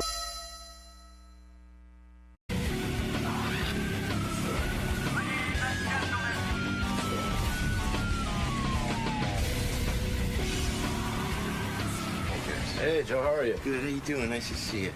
You're back. I am back. It's been so long. I had such deja vu coming through the tunnel. Good memories, good warm memories. What a man. Now he's at the new spot? Yeah. Gosh, I mean, this is like unbelievable. Good thing you didn't spend anything on the facilities here. It's like sensational, man. Long way from Jersey, baby. So what are you looking forward to talking to Howard about today? You know, it's just good to see him. He's a good guy. What you see on the air is that's certainly not the person that he is, you know, because he'll push the buttons. It's going to be ball busting at its very best this morning, you know, and that's what Howard does best. And I'm looking forward to seeing Fred and Robin and Gary, you know, and I love Artie, you know. So, and Howard's always been, I know Howard, oh my gosh, the viewers now, your viewers now, and the listeners now, I've known Howard longer than they've been born. I'm thinking, you know, when I first went on with Howard, when he was on WNBC New York, I was the only guy that would go on with Howard, which remind me to remind him this on the air. I will. Okay? No one would go near this wacko from D.C. I was the guy that went on off of Saturday Night Live, and I remember Howard doing dueling Andy Rooney's, and me thinking to myself, hey, who's this guy's got enough coyotes to do this right back at me? And I fell in love with him right then, you know. So it's been in love with him. I just need some advice because I'm like single now, and Howard went through pretty much, you know, what I'm going through. So he's always been a good friend. He's always given me some good advice. So I'm looking forward to like a therapy session today. You know, therapy reunion going on today. Keep Dr. Phil. Give me Howard Stern. That's what I'm gonna do. You know what I'm saying? Hey, Joe Piscopo's stopping by. He's going through a fucking divorce too. Second one. We told him not to marry the babysitter. He didn't listen. He says I'm right now. He does. Oh, he finally realizes. Yeah, he finally realizes. I could have saved him a lot of aggravation. Haven't seen him in a while. Joe Piscopo. You know what I want to know? What? When he realized. When he realized I was right? Yeah. Yeah, but I'll tell you one thing. That wife was hot. She was. He got her best years. Look at you. Joe Piscopo. Wow. That's great. Haven't seen you in ages. You're in hiding. No kissing. I've had enough gay stuff There's today. a lot of rumors floating around. Uh-oh. Hi, Robin. People starting to think strange things of me. How are you, buddy? So good to see you, my friend. Yeah. You too, indeed. I'm sorry to hear the divorce, but I told you. Yeah. You did not. You did not. I could have saved you a lot of money. You told me to marry her. That's what you said. Really? And you know Beautiful what? girl. And we have beautiful children, Right. and everything's great. But I said Everything's great now. I tell you, I'm okay now, but last week I was in rough shape. Rough shape, I'll tell you. I said, man, you got to give me advice, Howard. I'm out there all alone now, you know. So it's Oh, like, yeah, you need usually, advice. think about it. Howard, Did you date Robin, yet? where's Fred? Fred, I see Artie over there. Fred's I say, behind you. Hi, Fred. No, but it's like, you know, I would always have somebody with me. 20. Am I right? Right. How long have I been doing this show? Longer than the medium age of your audience, I said, you know? You would always have a girl with you. Always something. So now, no more. No more. What? Are you off girls completely? No, that's not that. Don't say that, Joe. Let me understand something here. Please. I understand that. You look good, man. I do, thank you. So do you. Yeah. Yeah. Oh, listen, you compliment me, I compliment you. That's how it works. Oh, good. Yeah, right. Go ahead. By the way, Eddie Murphy still hasn't called you? Back. Still hasn't called you. You're gonna start. No, I mean, you did know Saturday what I'm Night Live. thinking You of? did Saturday Night Live with Eddie Murphy. Howard, it's why How do I many feel years? so comfortable here? Usually I have an object coming in. Save your thought, please, Howard. I love yes, it. Rob. But I would come into like the Lincoln Tunnel, and I'd always be with somebody, and I had total deja vu today coming in, but nothing but warm thoughts. And all you guys do is bust my balls. But you know what? I'm not gonna say this to something. I'm coming in going, I'm going to see Howard. And I'm like happy. You know what I think? You're like an abused woman. I was like happy. The last time we saw you two together was at your New Year's Eve party. Yeah. I saw you and Kimberly. You had a magician. That guy was wild. Wasn't he man. good? Oh, The mentalist. But I have to tell you guys what happened. What was his name? Like Harvey the Mentalist or something like that? Yeah. It was like I don't remember, yeah. But he goes like this. He goes, and we didn't tell anybody, but Kimberly was pregnant at the time. Kimberly was pregnant at the time. And he goes like this. When he goes, oh, there's somebody who's pregnant with the initials KP. He nailed it. And we didn't say anything. And I didn't say anything to you either. Because we didn't, you don't want to be superstitious. You want to talk about it. I never talked to the guy. He got it. He got did. it. He was good. That was scary, that guy. A lot of good magic. And he's so good we don't even remember his name. Harvey. Guy had an ability. Where and we is don't that even... guy now? But let me talk to you about it. Okay. All right. You married one of the most beautiful women I ever saw. You sang songs for her. You wrote songs. Where for are my her. residuals? I just said all the time. Look at Howard's looking. Here's your song. Howard. What? You really don't want to hear it, do you? I don't. Oh, wow. Really? No, that's okay. Kimberly. They say it's so wrong, but it's got to be right. You don't play this anymore. Now I'm all alone walking down the street in the night. I said, When did you know things were going bad? Well, we can't talk about it. I have my lawyer like in here. I know because today I think is the day you get your official divorce. I don't know, something like that. It's like you got wiped out in your first divorce. I remember you paid a lot of money. No, actually, Howard, you know what? I think we could talk about it. I'd love, by the way, that woman, the mother. Yeah, you wish you stayed married to her. You know what?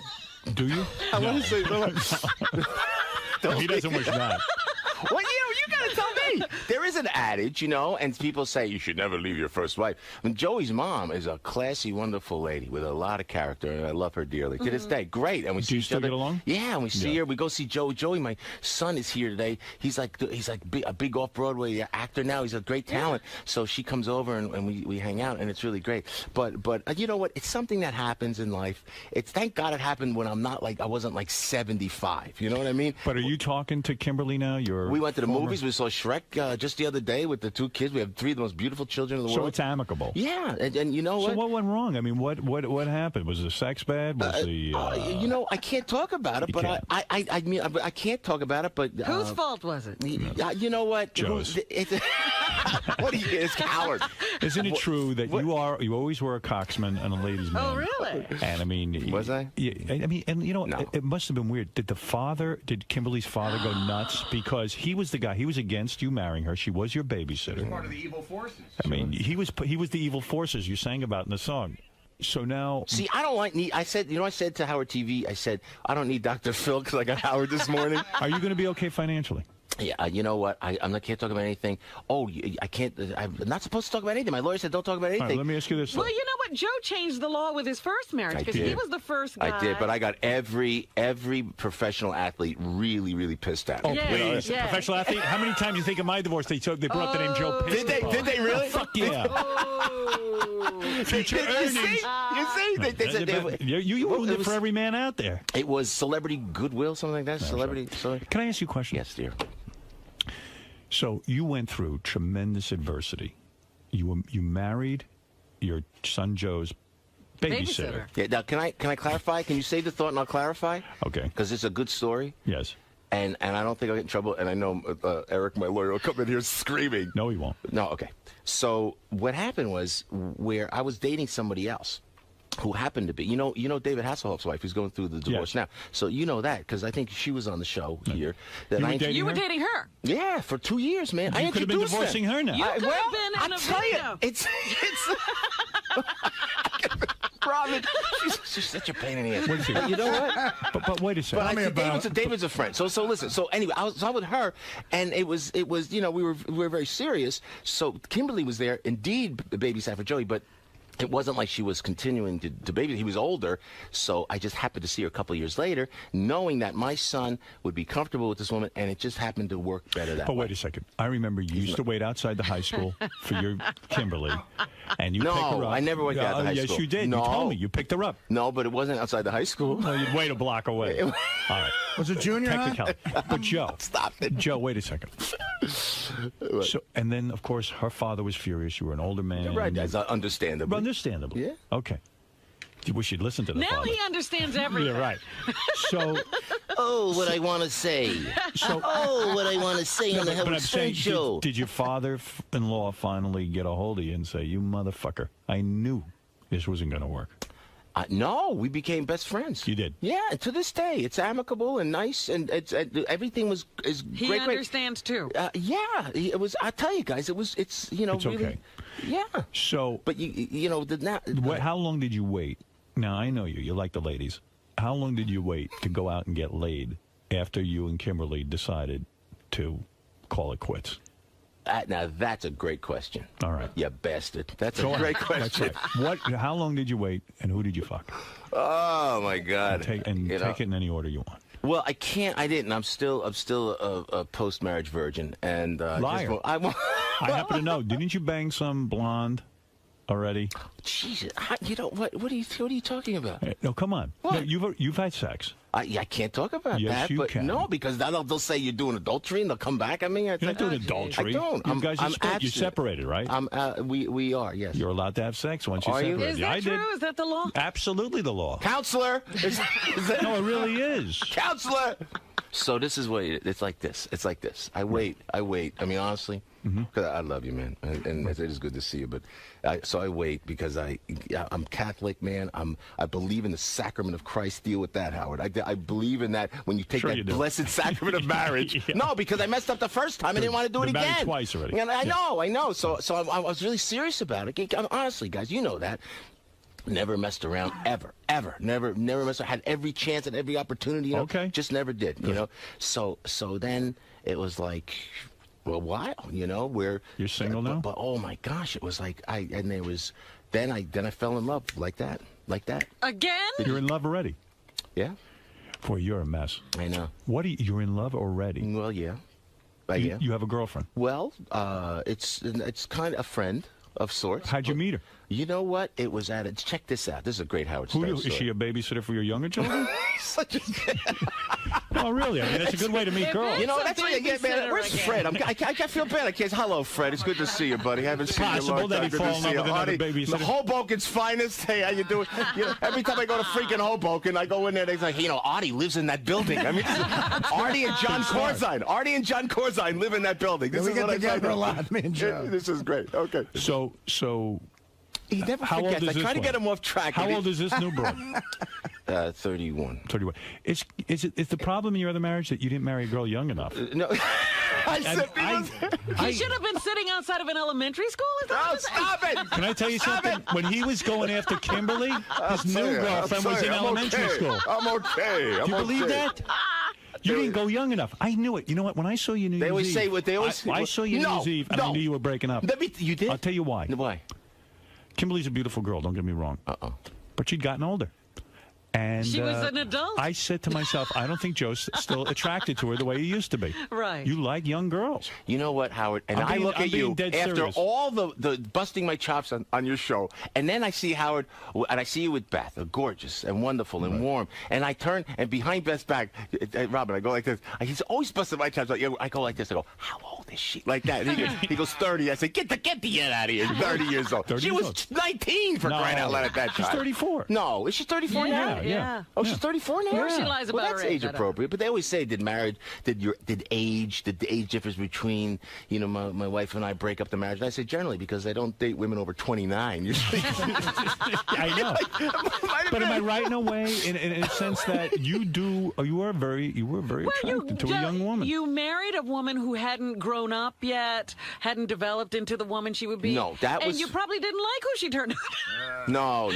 She's the mother of my children, and nothing. I will treat always with the greatest respect. And she loves you, and she's doing great. Right. And She's a beautiful woman. And I wish her only the best. And it's going to be great. Does she have a boyfriend? It's going to be yes. She does. Yeah. And you have a girlfriend already. Well, no, I'm not. How was not it banging women? How many women did you bang between now? How long before? And the new girlfriend. How many did you get? You hooked up, and how many? So let me tell you what happened. So I wait and I wait, right? And I wait because I really say, I wait, and you think maybe how long is wait and wait and wait? Well, 3 weeks? Be honest. No, how long did you wait? Probably the next day. Did you ever mess around? Did you ever mess around, Allison? Cheat on Allison? Yeah. Absolutely not. Yeah, you never did, right? Never. Yeah. No, that's not me. And everything's okay now with her. Yeah, well, I mean, look, we're not married anymore. There are feelings, but we are friendly and we speak to one another. But you don't talk advice. Don't you love to? This supposed to be advice. We talk about the kids all the time. Yeah, well, that you always will. And look, I love the sacrament and Catholic Church and all that, but I had to get laid. You had to get out of there. Yeah, I had to get my ass laid. I love it all. I do. I love it all. What? Let me understand something. So, how many weeks do you wait before you get some really good pussy? Oh, Howard, why don't you just put it a little more bluntly than that? Oh, my gracious. Come on, I'm being gross. Welcome to Satellite. I know. It's good they didn't spend any money on the studio either. Oh, my God. Before you start dating, honestly, how long did you wait? Well, it had to be, it was a while. It was like months and months. And even now, and even to this day, I'm holding myself out until... months and months? Really? You're not honestly? I was told not to say... Where are you living? Where's the bachelor pad? I waited 11 minutes. Where's the... Did you? I know. Did you? Yeah, he right. banged on his lawyer's desk. I've been married a long time. Tell me this. I'm not going to be alone. Because you know what was so good? What was good that you did? You everything was pretty much cleaned up when you went in, right? When you finished up, everything was cleaned up, and that was very, very smart. But was there a point where you said, "Okay, baby, that's it"? You hugged, you kissed, and then you had some broad in the closet. Is that what you did? No. It was very complicated that way. I mean, can you tell me? Can you help me? I'm looking for help. Howard, I know you're 20. I've never asked this question. Was there an official point at which you are out of the marriage, but the marriage was not over, and you were banging other women? No, when we were separated. Now he sounds like me stuttering. That you'd announced a separation. Yes. As soon as that announcement was made. 11 minutes later, I called someone. Did you really? That's that right. you had your eye on. Hey, and let me tell you what good husbands we were. What good husbands we were. Yeah, let's hear how great we are. Did you not? No. Yeah, let's make up some lies. Because no one else. Listen. I sat in my basement for 20 years. Okay, go ahead. Yeah, how great were you? No, because didn't you clock? There were girls that you stop with the sound effects, please. Didn't you clock like women that you met? You said, well, that would be like the one that I remember. I saw her, but I was married and I was with children, and there was no way I was going there. But in your mind, you're going, oh man, that is like, I mean, just was one was. It's the curse of having a penis. Whatever it is, right. I thought it was being Italian, but I don't know. Were you at the point where you were just jacking off all the time? No, stop. No, come on, stop. be honest. No. You never jerk off? No, never. I don't have sex. I'm abstinent. I believe in it. Come on.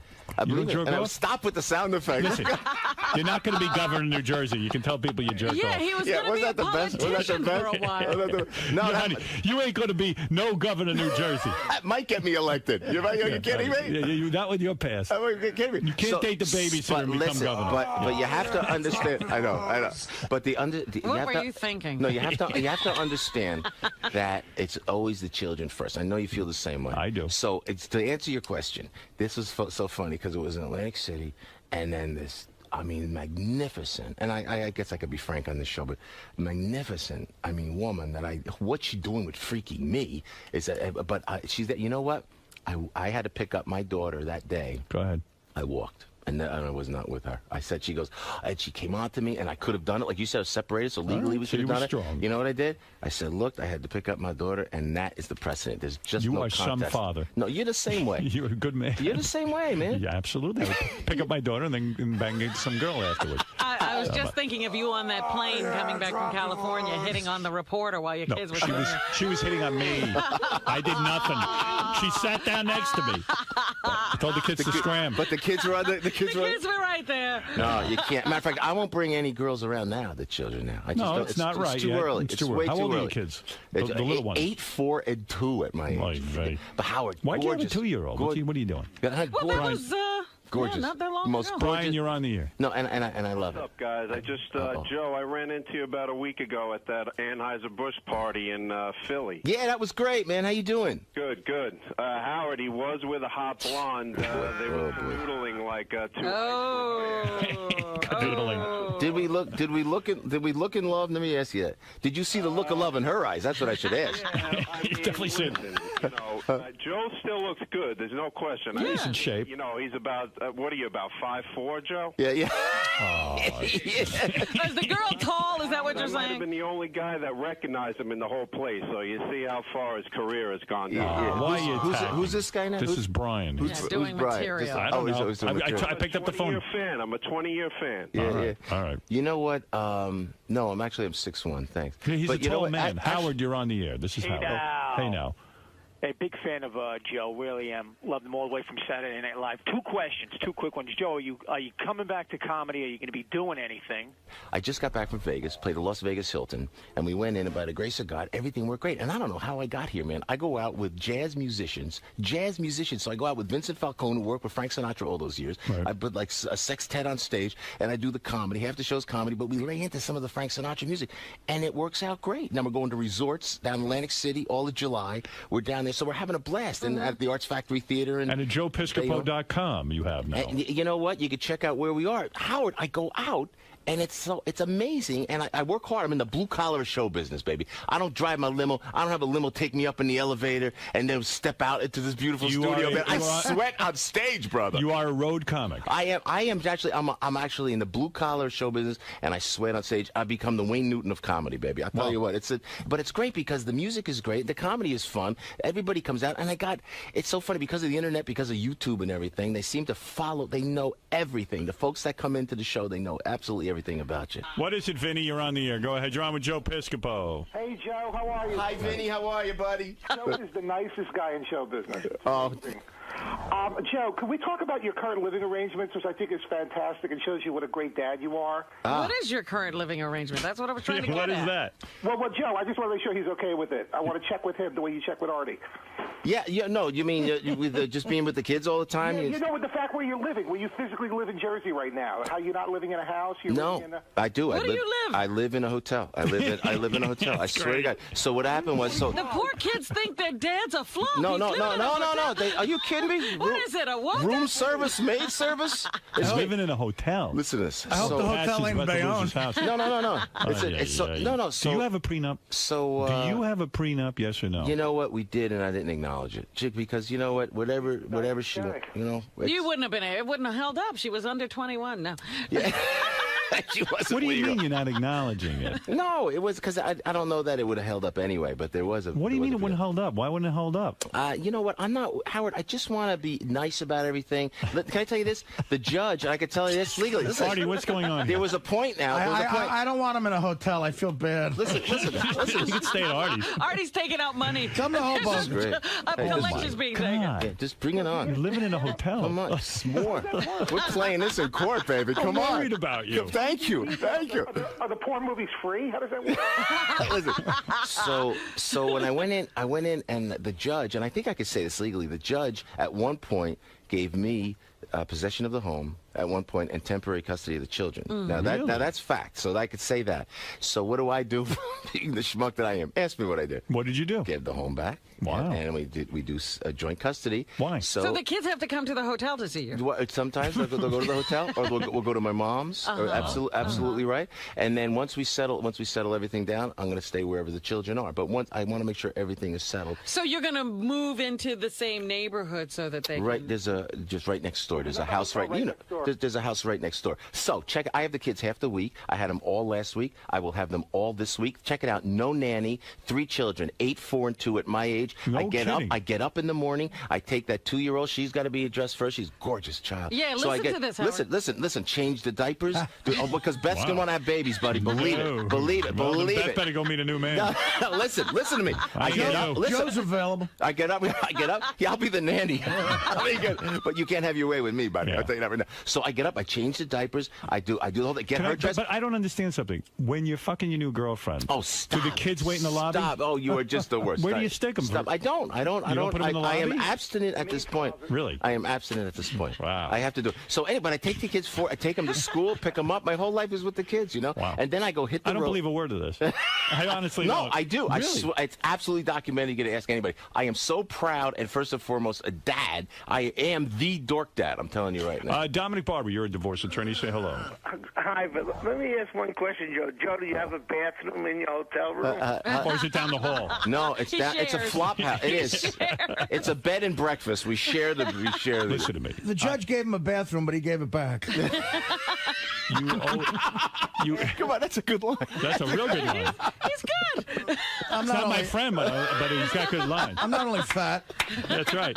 He can do other things besides being fat. Artie, Jersey Artie, baby. That's right, Listen to me. Listen to me. Joe Piscopo, obviously, once this divorce You know what is I think finalized- of, Howard? Yes. I think of the stories that we, because we were with you for that entire relationship. As a matter of fact, from day one, Howard was the one that said marry her. Right. Well, I don't remember that. Thank but you.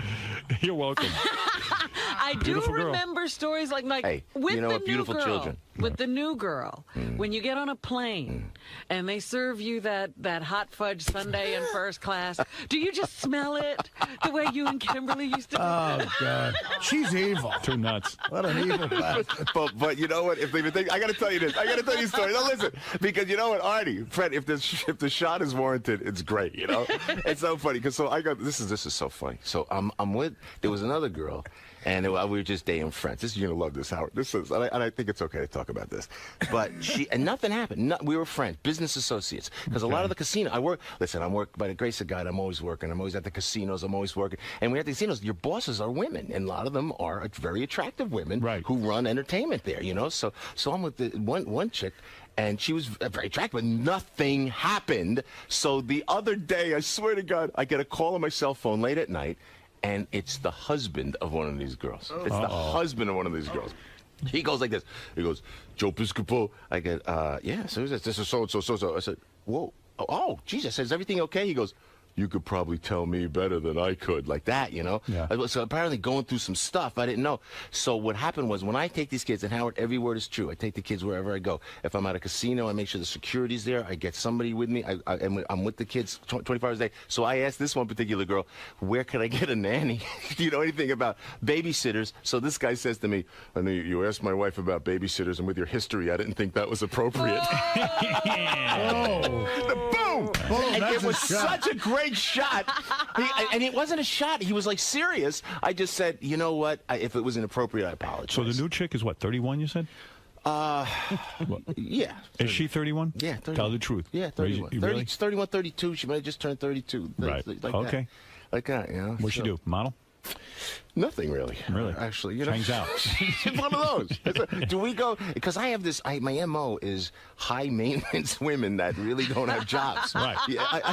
You know what I mean? Yeah, high maintenance that will give me agita for my whole life. God forbid. And there's so many women. I should be age appropriate. I should meet. Maybe I will. Maybe. Yeah, maybe you'll date a nice 50-year-old. Maybe I will. And here's a prediction for you, my friend. Yes, sir. You're going to love Kimberly again when you divorce your third wife. We'll hear how great she is. Yeah, I think you're going to realize how great she But is. before we go, now you're going to marry Beth. This is the rumor. Yes, I'm engaged. He's engaged. And you're going to do it. That's right. Now, will you have children? No.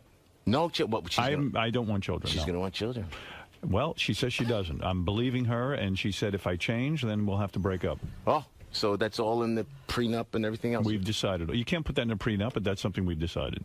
Well, that wasn't what you said. She said the other day. You know what? I have to tell you this before you go, too. It's great to see you.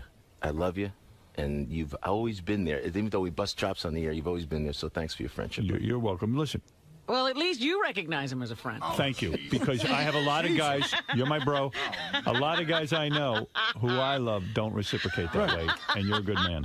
So thank you. But the other day, there are guys I know 7 years. They don't fucking think a thing of me. Yeah. They fucking hate They me. sit every day you see I him. guess I'm a big shit. 6.5. All right. Well, I know him 6.5 years. I don't know They him sit 7 there years. hating you every day.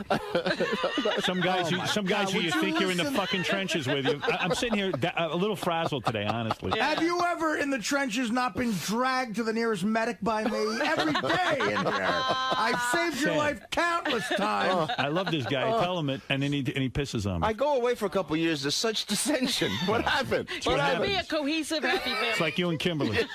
Joe, like that. since Somewhere it went Me and wrong. Artie. Joe, since Howard's getting married, could you give him some information on the hotel? Okay, what's the address of that hotel? How does that work? Do you do a monthly thing? Or? Do you just give me your credit card? You're a resident. You know, also, I love it. I was born to be a hotel guy. June I'm in 16th, Vegas, Atlantic City, and then the hotel close to the kids. And June 16th, Kids, clean your room. Hello, maid service. It's like, hey, we go, room service, Artie. Come on, it doesn't get better than that. No, I agree. You got it in your building in Hoboken. It's like living in a hotel where I live. It It's is. fantastic. That's a beautiful building Sounds over like there. Joe's looking to move in. I'm Right? going He in would there, like to baby. live You with kidding Artie me? now. I'll tell you. I would be honored to live there. And actually, I'm going to come by June 16th. My bookie's in Bayonne, so I'm going to come by. We're going to take a break. Joe, Wait a minute. The one thing that you said the other day that leads me to believe you're in a little trouble here is that Beth said, what, if I changed my mind, you would leave me? Don't you love me? she did say that. She did say that. And what was your answer? Yes. Yes, what? Yes, I have to trust leave. me. I don't want Can kids. I make a prediction? Yeah. And hopefully, when I come back, I don't want hopefully- children. I love Beth to death. No, but I don't want more children. But you will have more children. No. Trust me. I know. Like that mentalist that was at your New Year's Eve party. I'm telling You're you. I mental now. predict. Then I can't get married. Then I can't get married. No, I'm telling you. We'll stay engaged. But the kids are the best thing about it, man. You I could be with the have most kids. I know, I but got 3 of them. I They're wonderful. told I want a you, child Howard. at every exit. This is my goal. I want to be. I want to be the rest. Anthony Quinn of New Honestly, Jersey. I need a. You know what? I'm 53 fucking years old. I know. I'm I'm right no with shame. you, buddy. I'm. You know, you're older than me, aren't you? Yeah, but only by. Don't say you're right with He me. I'm had right a with you. I'm right 2-year-old with you. when he was there. Yeah, you had a 2-year-old when you were where I am. Yeah, that's right. I don't have the energy. You see me? Yeah, I'm but- worn out. No, but I don't have the energy anymore. Howard, I'm telling you. You mark my words, Robin. Artie's the mark last it down. child he can raise. 8-letter word for And you, he's my been friend. neglecting me. Man's greatest friend, abortion. Oh no, That's no, What are you talking horrible. about? No way. How could you No. do that to your seed? No, never. Oh, my seed doesn't have any business. No. I'm telling you. Italians, we can't And you know have an what? abortion. When you see those kids, and that's why I'll always be grateful to the mother of my children, Joey's mom, and to Kimberly for blessing me with these kids. Howard, have more I children. love It's the greatest children. thing in the world. I know. It's- All right, you can have my children. I'll give you Beth's phone number. All right, listen, Joe Piscopo, you're a decent man. Thanks, I love Howard. Great to see you, my friend. I love you. Don't call me friend, because Artie says, no, That's I don't a have dirty any word. friends. Oh, man. I always thought we were friends, but what do I know? No, listen, whatever, my you friend. listed who your friends are. JoePiscopo.com. See Joe July at resorts in Las Vegas. And, of course, for all Joe Piscopo information, JoePiscopo.com. We'll be back right after this. It's therapy. You called it, Joe. You know, did I tell you? But it's therapy. I always feel refreshed after I do Howard.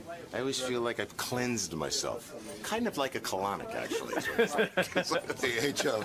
Am I in trouble? You just cost yourself $1 million, pal. Good job, Joe. Thank you.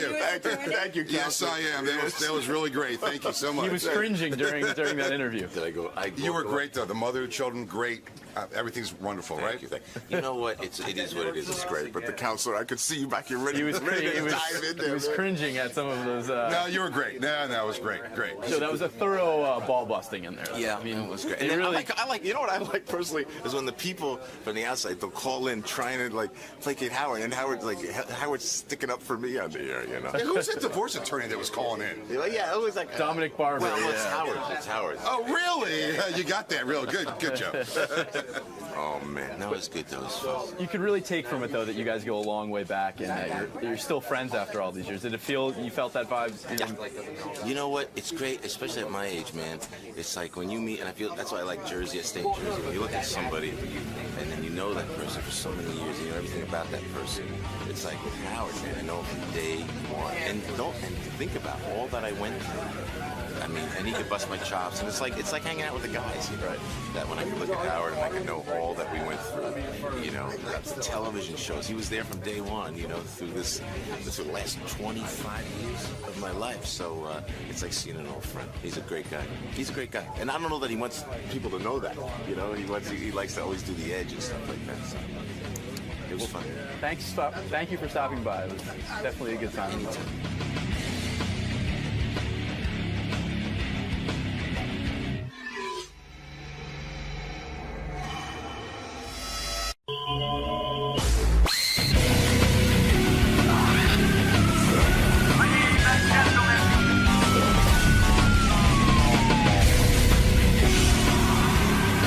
Hey, what's up? It's Joey Fatone, and I'm here with Howard Stern. Obviously, you never know what's going to happen.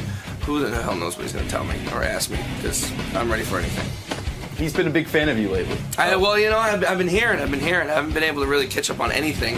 But, you know, I've been hearing a lot of things because I know he loves Dancing with the Stars, and so does, you know, his girl and everything. So it's going to be fun to talk about it. So I'm sure he's going to have some interesting questions for me about the girls, I'm sure. I'm ready for him. All right, well, have a good time today, Joey. Thanks so much.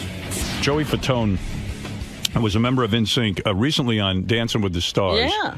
Always want to meet this guy and talk to him. I mean, we met once, right? Why did you want to meet him? I want to talk to him about some shit. Guy knows stuff. Oh, right. By the way, look how thin you got. No kidding. I'm freaking happy. Dancing with the Stars does that to you? Yeah, Wow. it does. It's pretty. He was pretty intense. heavy when he started Dancing with the Stars, but I got to tell you, this sucker can dance. It's amazing. It's You're good. fantastic. I thought you Are you would- going to keep dancing?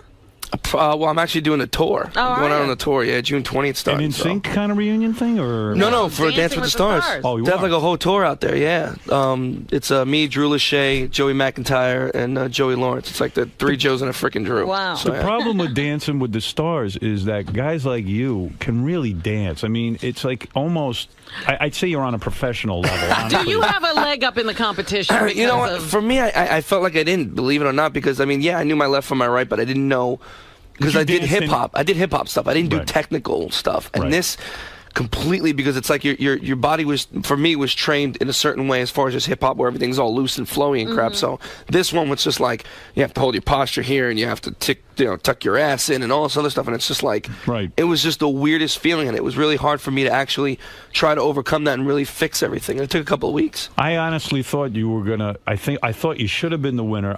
I'll be honest with you. I watched Did you the show. see the last show? I didn't see the last one, but I saw every other one. I thought that Muhammad Ali's daughter, for whatever reason, they were giving her high marks where she didn't deserve them. She wasn't bad.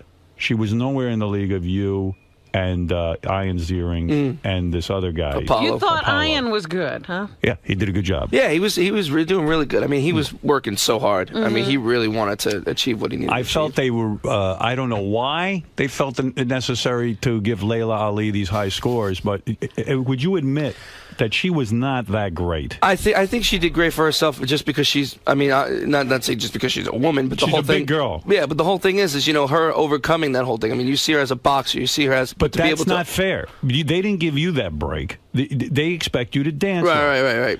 Now, what about this Heather Mills? Was she a total cunt backstage? No, she wasn't. I was, you know what? I was really impressed and surprised. She was nice as hell. She really was. She was absolutely really wasn't like a total bitch. No, nothing. She came So are off you well. on her Yeah. side now? You know, not that I'm on her side, but just in general, it's like, you know, you start to see, not really see her side. I really go and, you know, ask her, you know, her freaking business or anything. But it was more or less, you know, really down to earth, you know, just had normal conversations. It wasn't like, you know, people hounding her or beating her. Didn't you hear that she was being kind of bitchy? I'd heard Really? some things. No, They she wrote wasn't some too bad. Here's a woman that I resented before Dancing with the Stars because Paul McCartney I love. Right, of course. And I also feel this guy is a loving kind of guy, just based on his track record with women and the whole Right. thing. And, you know, I felt like she was really the demon.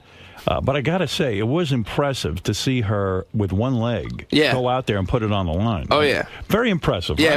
it was pretty weird. Just, you know, she'd be like, you know, doing a bunch of stuff, and then if we had to do another dance, she'd be like popping it off and putting another leg on and stuff. Right. It was just pretty amazing to watch her do those, you know, little back walkovers and stuff. And Yeah, I was shocked. and just watching her feet, and even like, you know, the heels would move at the same time, and it's like, okay, well, it's connected up here. How the hell are you doing that? I don't know how she was doing. Amazing. Let me talk to you about the sexual chemistry, if you'll be honest about it. Yeah, I can. You're a married guy, I understand that. The chick that you were dancing with had an awesome body. Yeah. Phenomenal. Facially, she was not as hot as the one Apollo had. Julianne? Yeah, this chick Apollo had is one of the hottest chicks I've ever seen. Young, I know, but 18. Fucking hot, right? Yeah. I mean, she's a looker. Do you know if he was banging her? I don't know. You know what? For me personally, to watch them, you watch the chemistry in the beginning. It wasn't quite right there yet. Right. But then all of a sudden, as it kept going, it looked like there was a little more care. I don't know if he was banging her or he might have got a little stinky pinky or something. I have no idea exactly what happened. Let me tell you something. You talk about the show being gay, whatever. Who talks about it like that? Artie. Oh. But the fact of the matter is, it's all coming around, isn't it? Here's the end of the shit pile. There's a lot of hot chicks there. Yeah. And dancing, like my parents used to say, if you dance, you'll meet girls. And I was like, no, that's not works. cool. But it does work, right? Yeah. Did you ever pop a rod with that chick working? No, and you know what? That was the weirdest thing for me, dancing with her. Obviously, right when you meet this person, you're humping her. Right. And they basically tell you to, give your dick basically to her because you have to push your butt forward. And that's why for me, when they kept doing the dance, they kept saying, your ass is sticking out, your ass is sticking out. I said, well, I'm not going to try to violate this girl, you know? You're practically raping her. I mean, yeah, basically. You're really want humping ratings? her. Yeah, well, yeah. So, I mean, for me, it was just, it was kind of uncomfortable at first, but then, you start rubbing on it, it's all right, it's not bad. Why had you gotten so heavy? Why had you gotten so out of shape? You know what? The funny thing is I was about 235. You know, I mean, 5-6 years when you're not on the road. Boy, we got a girl for you. Do you have her number for that? But you look good. You look good now. Yeah, I'm excited. I'm real excited. Are you going to try and stay in this kind of shape? I'm going to try, yeah. Hopefully I don't eat my fat ass into oblivion, I don't do that, hard. hopefully. There's a lot of good food out of there. Oh, yeah, I got to tell you, I was like, oh, Joey's kind of hot. It's amazing how much freaking weight you lose. Yeah. It really, How much really weight is. did you lose? Yeah. I started doing Nutrisystem actually first 2 weeks. And I dropped like 6 pounds out of the gate. Right. And then when I started doing the dancing, you're not really focused on the cardio, and you're doing all this shit trying to memorize everything. And I started, I was a 36, 38 waist. I'm about a 33, 34 now. Wow. Has Dancing with the Stars been great for you? It had to be hard after NSYNC. Justin Timberlake was a cocksucker and fucking broke up the band, right? I mean, you had a good thing going. Yeah. You sold 20. You had to fuck it up, bastard. Bastard. You sold, He had to bring the sexy back. You sold 22 million albums as NSYNC. Everybody was making a nice living. Yeah. What was it like the day Timberlake, I assume, comes to you and says, hey, Fatone, it's over? It was pretty... What happened was, everybody honestly really wanted a break. We were working for 7 years straight, busting our asses. And finally, we were just like, you know what, I think it's time to let's take a break. Let's do what we got to do. Do your own things. Because, I mean, other people... Mistake. People had other opportunities, Right. So he was like, I want to do my own album. And honestly, we're like, supporting him. Go ahead, do what you got to do. Right. And then that went off, and then he just took off doing that. And then JC did his own album. So then now it's like trying to, bring everybody back together because you get some people that me, I'm not. It's nice. I've been a family man right now. I haven't been doing anything, but this is nice. A good for us, Dance with the Stars, a good kick in the ass to get back out there and do more acting. Did you make enough bread that you don't ever have to work again? I mean, yeah, I'm pretty well off. set. Yeah, I'm not hurting. But right Couldn't now. you do NSYNC without Justin Timberlake? Yeah, why do we need him? I'm sure you can. I don't see why not, but it's for me, it's like almost not having another hand or an arm. I think for me, it's like you got that whole unit, and if it ain't broke, don't fix it kind of thing. But it was just. But if it he happens, won't come it happens. back, you got to do something, Oh, right? yeah. You got to get another wheel. But, he's a major guy. Could we do the show without Howard? Would you consider you guys? Do you consider you guys bros? I mean, Yeah, no, we do. We do keep it. Because you're in the trenches together, right? My guy dancing. My guy doesn't think of me as a bro. They wouldn't do anything for you. No. My father. I've learned that today. My father used to say to me that you'll meet a lot of girls if you dance. That is actually if the guy you're fucking has a sister. Right. Well, something I noticed on the show is none of the guys on this series were gay. Everybody was straight. Really? Usually, I mean, you get some of the guys that are gay out there that are dancers and stuff. But this whole season, I thought they were. Haven't they said that your former NSYNCer, Lance Bass, who now is openly gay. He's a homo, yeah. Yeah, he's a definite homo. Hasn't he said that he wants to appear in Dancing with the Stars with a male partner? Oh. I don't think he did, but that would be pretty interesting. Yeah, I think a lot of people would, as far as Middle America, probably wouldn't like that. Yeah, well, who's in the lead? It's hard to tell. Can I? That would be great. Who wears the dress? What about the fact that when you were in NSYNC, 22 million albums, probably getting laid every other night, Justin Timberlake was very heavily involved with Britney Spears. Right. That was a lot of horseshit. Did you know she was crazy back then? Yeah. You know what? She wasn't crazy back then. Oh. She was, it was crazy now. I think she needs to get her head straight. I don't know what's going on with her. I haven't seen her in a while, but it doesn't look good right now. She needs to hopefully relax, take it easy. Did you used to say to Timberlake, "Look, what are you doing with her? Why don't you go out and get laid?" No, after I didn't have to tell him. Right. I guess he did after the fact. He did it anyway. And now he's having a good time. Yeah, big shot now. He doesn't call, doesn't talk to you. No, I just talked to him actually. Probably like 2 or 3 weeks into when I was doing Dance with the Stars, because now he's in Europe right now on tour. But it's funny because everybody's come out. Obviously not him because he's on the road, but Lance came out, JC came out, and Chris came out to the show. So, so he was feeling guilty that he wasn't there to support you. Schmuck. Yeah, piece of shit. What about? You know what I think? I think like the Temptations. The Temptations changed everybody. They just kept the name. All the Temptations are Jewish now. Hey, did you know? Did you have an inkling or know flat out that Lance was gay before he came out? I had an inkling, and actually I was one of the ones that knew, and found out pretty much. I kind of walked in on him, to tell you the truth. Not like that. No. Not like walked in like, oh my God, What was he doing? You walked in on him? No, he was just sitting with a friend of his. Exactly. And it was like, hey, and he was like, oh, and I'm like, listen, whatever. And then the funny thing was like, hey, surprise, and I'm like, you know what? I don't give a crap. I love you like a brother. I'm just like, your mother's gonna kill you. Oh, so you called him a bro? Yeah. Right. Okay. Right, because he's gay. Because he's gay. Now, you say you walked in, but you kind of had an inkling that the guy was gay. Yeah, I mean, everybody kind of suspected, but didn't Sitting really there with know, a guy watching the Met game. Oh, you and the Mets. So how many years into NSYNC were you when the guy told you you were gay? It was fairly. It was a few years. It was like maybe, I'd say about 5, 6. Did he try to cover with girls and stuff like that? Did he? He did a little bit. Yeah. He had a girlfriend. He had Daniel Fishel that was in the Boy Meets World show. He was dating her. I don't know what he was doing, but he was dating her. Saving ourselves for marriage. Right, right. See, that's what aggravates Holding you. hands. When you see a guy saving himself for marriage, gay. That's it. There's no question. That's what aggravates you about gay guys. Like, he probably fucked a lot of hot chicks and wasn't into it. Was there ever an official discussion to hide the fact that he was gay? In other words, did you guys? No, there wasn't. No. I mean, because it was just nobody really knew 100%. No one really was either too scared or too afraid to really ask. Hey, you pounded or whatever. Nobody really knew. You're a little flimsy, Lance. Let me ask you about some of your conquests. You banged China Doll, right? No, I did not. Good. I did not. Tell the truth. Really. That's the truth. If you did, I got to know. I swear I didn't. No. How did that rumor get started? The stupidest thing, we did a movie called On the Line, and it was me and Lance, and there was a small little role that I wanted her to do, and I handed her the script at the Ivy, and I said hello, and I gave her a hug, and then all of a sudden people were taking pictures. Then next thing I'm already inside her. That'd be hard for you to bang, right? Probably. Yeah, that's a tough one. Oh, you haven't seen her lately, no? Nah, poor girl. But you've banged easier to fuck Lance. You banged a few porn stars. Right? No, I haven't. You haven't? No. But how come Kendra Jade was going around saying she Kendra banged Jade's you? nuts. She's out of her fucking mind. It's not even true. No, it's not. We are good friends. She's actually good friends with my brother as well. Right. Sweet. She is a really sweet girl. She is a nice girl. Nuts, but she's a sweet girl. So you didn't? No. You didn't go there. No.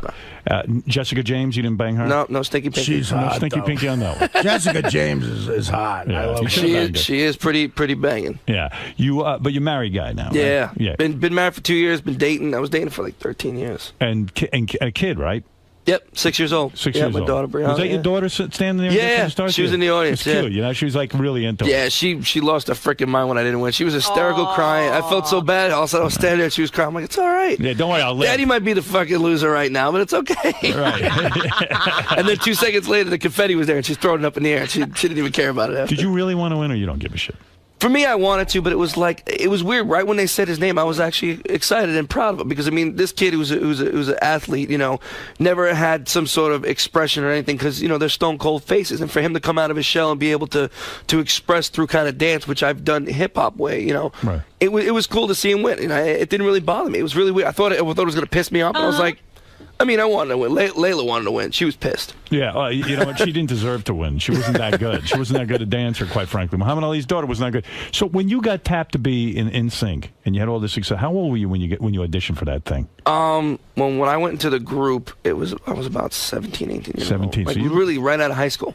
And when you were making big money at 17, what do your parents do? Do they put it in a trust fund for you? No, well, I was about 18 at the time, so I was legal. Right. So it was just funny because you don't grasp the concept of really how much money you have. And I was still living with my parents when I was about 20 because I was never home. So finally I got home and I'm like, I want to buy a house. I can get the hell out of here. That's right. You know, money. Yeah, it was nice.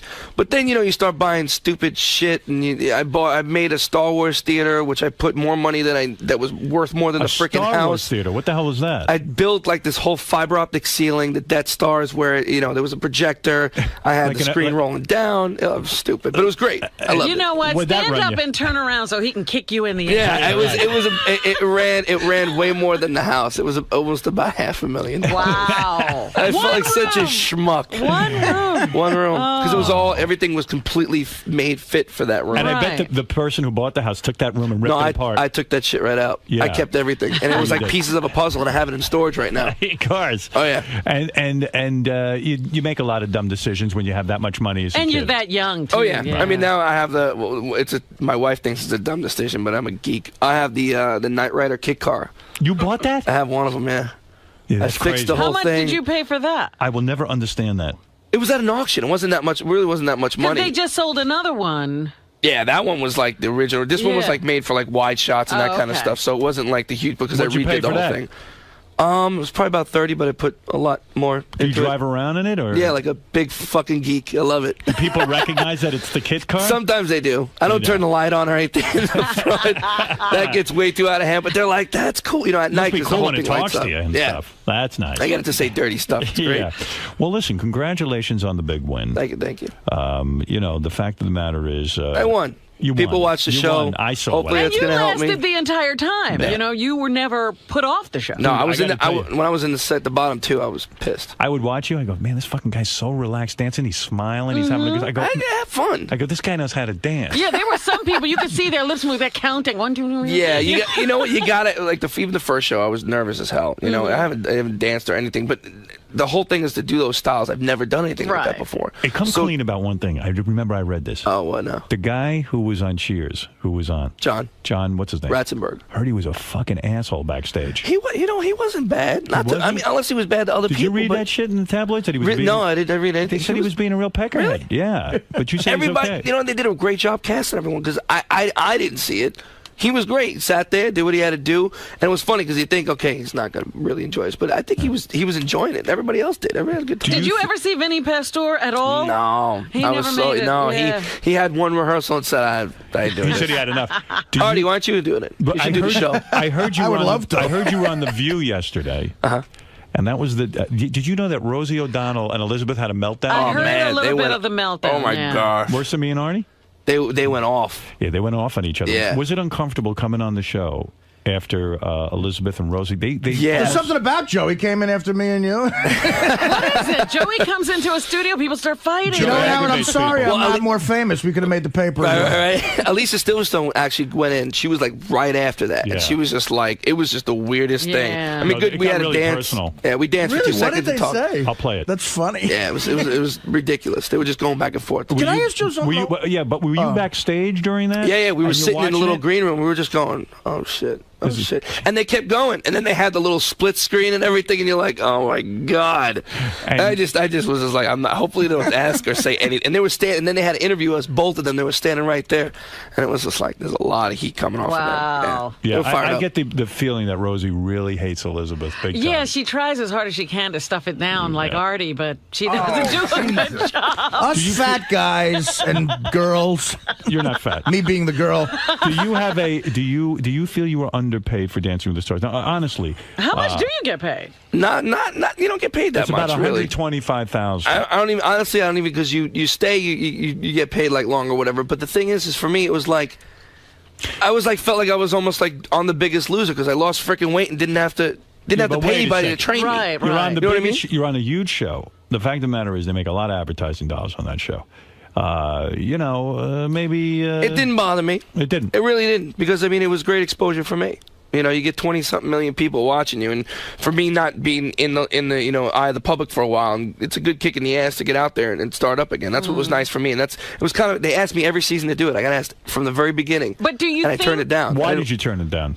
I knew it was going to be big. I just didn't feel it was my time to do it yet. Right. And they asked me literally every season, hey, you want to come? I'm like, nah. And plus I was home. Then there was other things I was doing the next season that came out. And then the third season I was like, let's play around with the idea. And then literally they will afford to do it. And I was going to have a meeting with them. And then the fourth season, I was like, you know, what the hell? All right. But let me ask you something. Do they pay different things to different people depending on I think it's their straight. name No, recognition? it's, Really? it's all the same. Favorite nation. You were going to favorite say nation. something, Artie. No, I was just curious. I mean, I don't know what the rules are, Dancing with the Stars, but weren't you considered a professional dancer with NSYNC? Or That's what not? everybody said. But you know what? I don't consider myself a professional dancer because if you try to do, like if someone gave you a hip-hop class and did that, and then they said, oh, let's do ballroom. It's way different. Oh, man. Yeah, but knowing... I've never busted my ass like this. But never. it's way easier to assume that you being, you know, you have some rhythm, you know, as opposed to... So and does right out of the freaking, box, you look like you'd be able to do this. Some of those people couldn't, you know, tell their right from their left. This dude was flying through the air. I think that's what they do, though. You know, they get people that got rhythm, people that, you know, you never even seen them in that light at all. Joey, dance. Woodgie's on the phone. He's a big fan of yours. Go ahead, Woodgie. Big fan. Yes. Thank you. How's it going? Stick your finger in my ass and make a shit swirl on my face. Oh, boy. Whoa. What are you saying, Woodgie? That's for Lance, not for me. Woodgie, what do you want to say quickly? Can I suck your cock? Oh, you got the wrong end sinker. You got the wrong Wrong end sinker, but wait in line, buddy. Thank you. I could lick a man's balls with his dick in my mouth. All right. You're getting a little out of line, and I'm not going to allow that. Listen, I want to thank you for coming in. No problem. My pleasure. It's good to see you. Good to see you. You're going to go out on tour with the Dancing with the Stars tour starting June 20th. And what is that? A bunch of people sit around and watch you dance? Yeah. They kind of set it up like the show, and then we do a couple of numbers that we did on the show, and then we have like these whole group numbers. Like I said, I haven't been in rehearsals yet. So let me ask you something, and this might be embarrassing for you to admit. When you're dancing with this chick every day, and that girl had a nice body you're dancing with, you never whacked one out when you went home thinking about her? I didn't. I know you're lying. No, I swear. I go on the computer. The P button and the T is stuck a little bit, but I don't look at it. That's where you whack off? Yeah, okay. Definitely. Computer, DVDs, Vivid, you know, all that shit. Yeah. Oh, not attracted to this girl? No, it's funny because she's more like a sister, and I know it sounds stupid and kind of cheesy and all that shit, but you start to get a bond, and we were the same age, which is good. Usually, you know, you pair people with like different, you know, they're 30, one's 54 or whatever. But for me, it was like we were the same age, got a lot of common. We just Do you think your wife got jealous?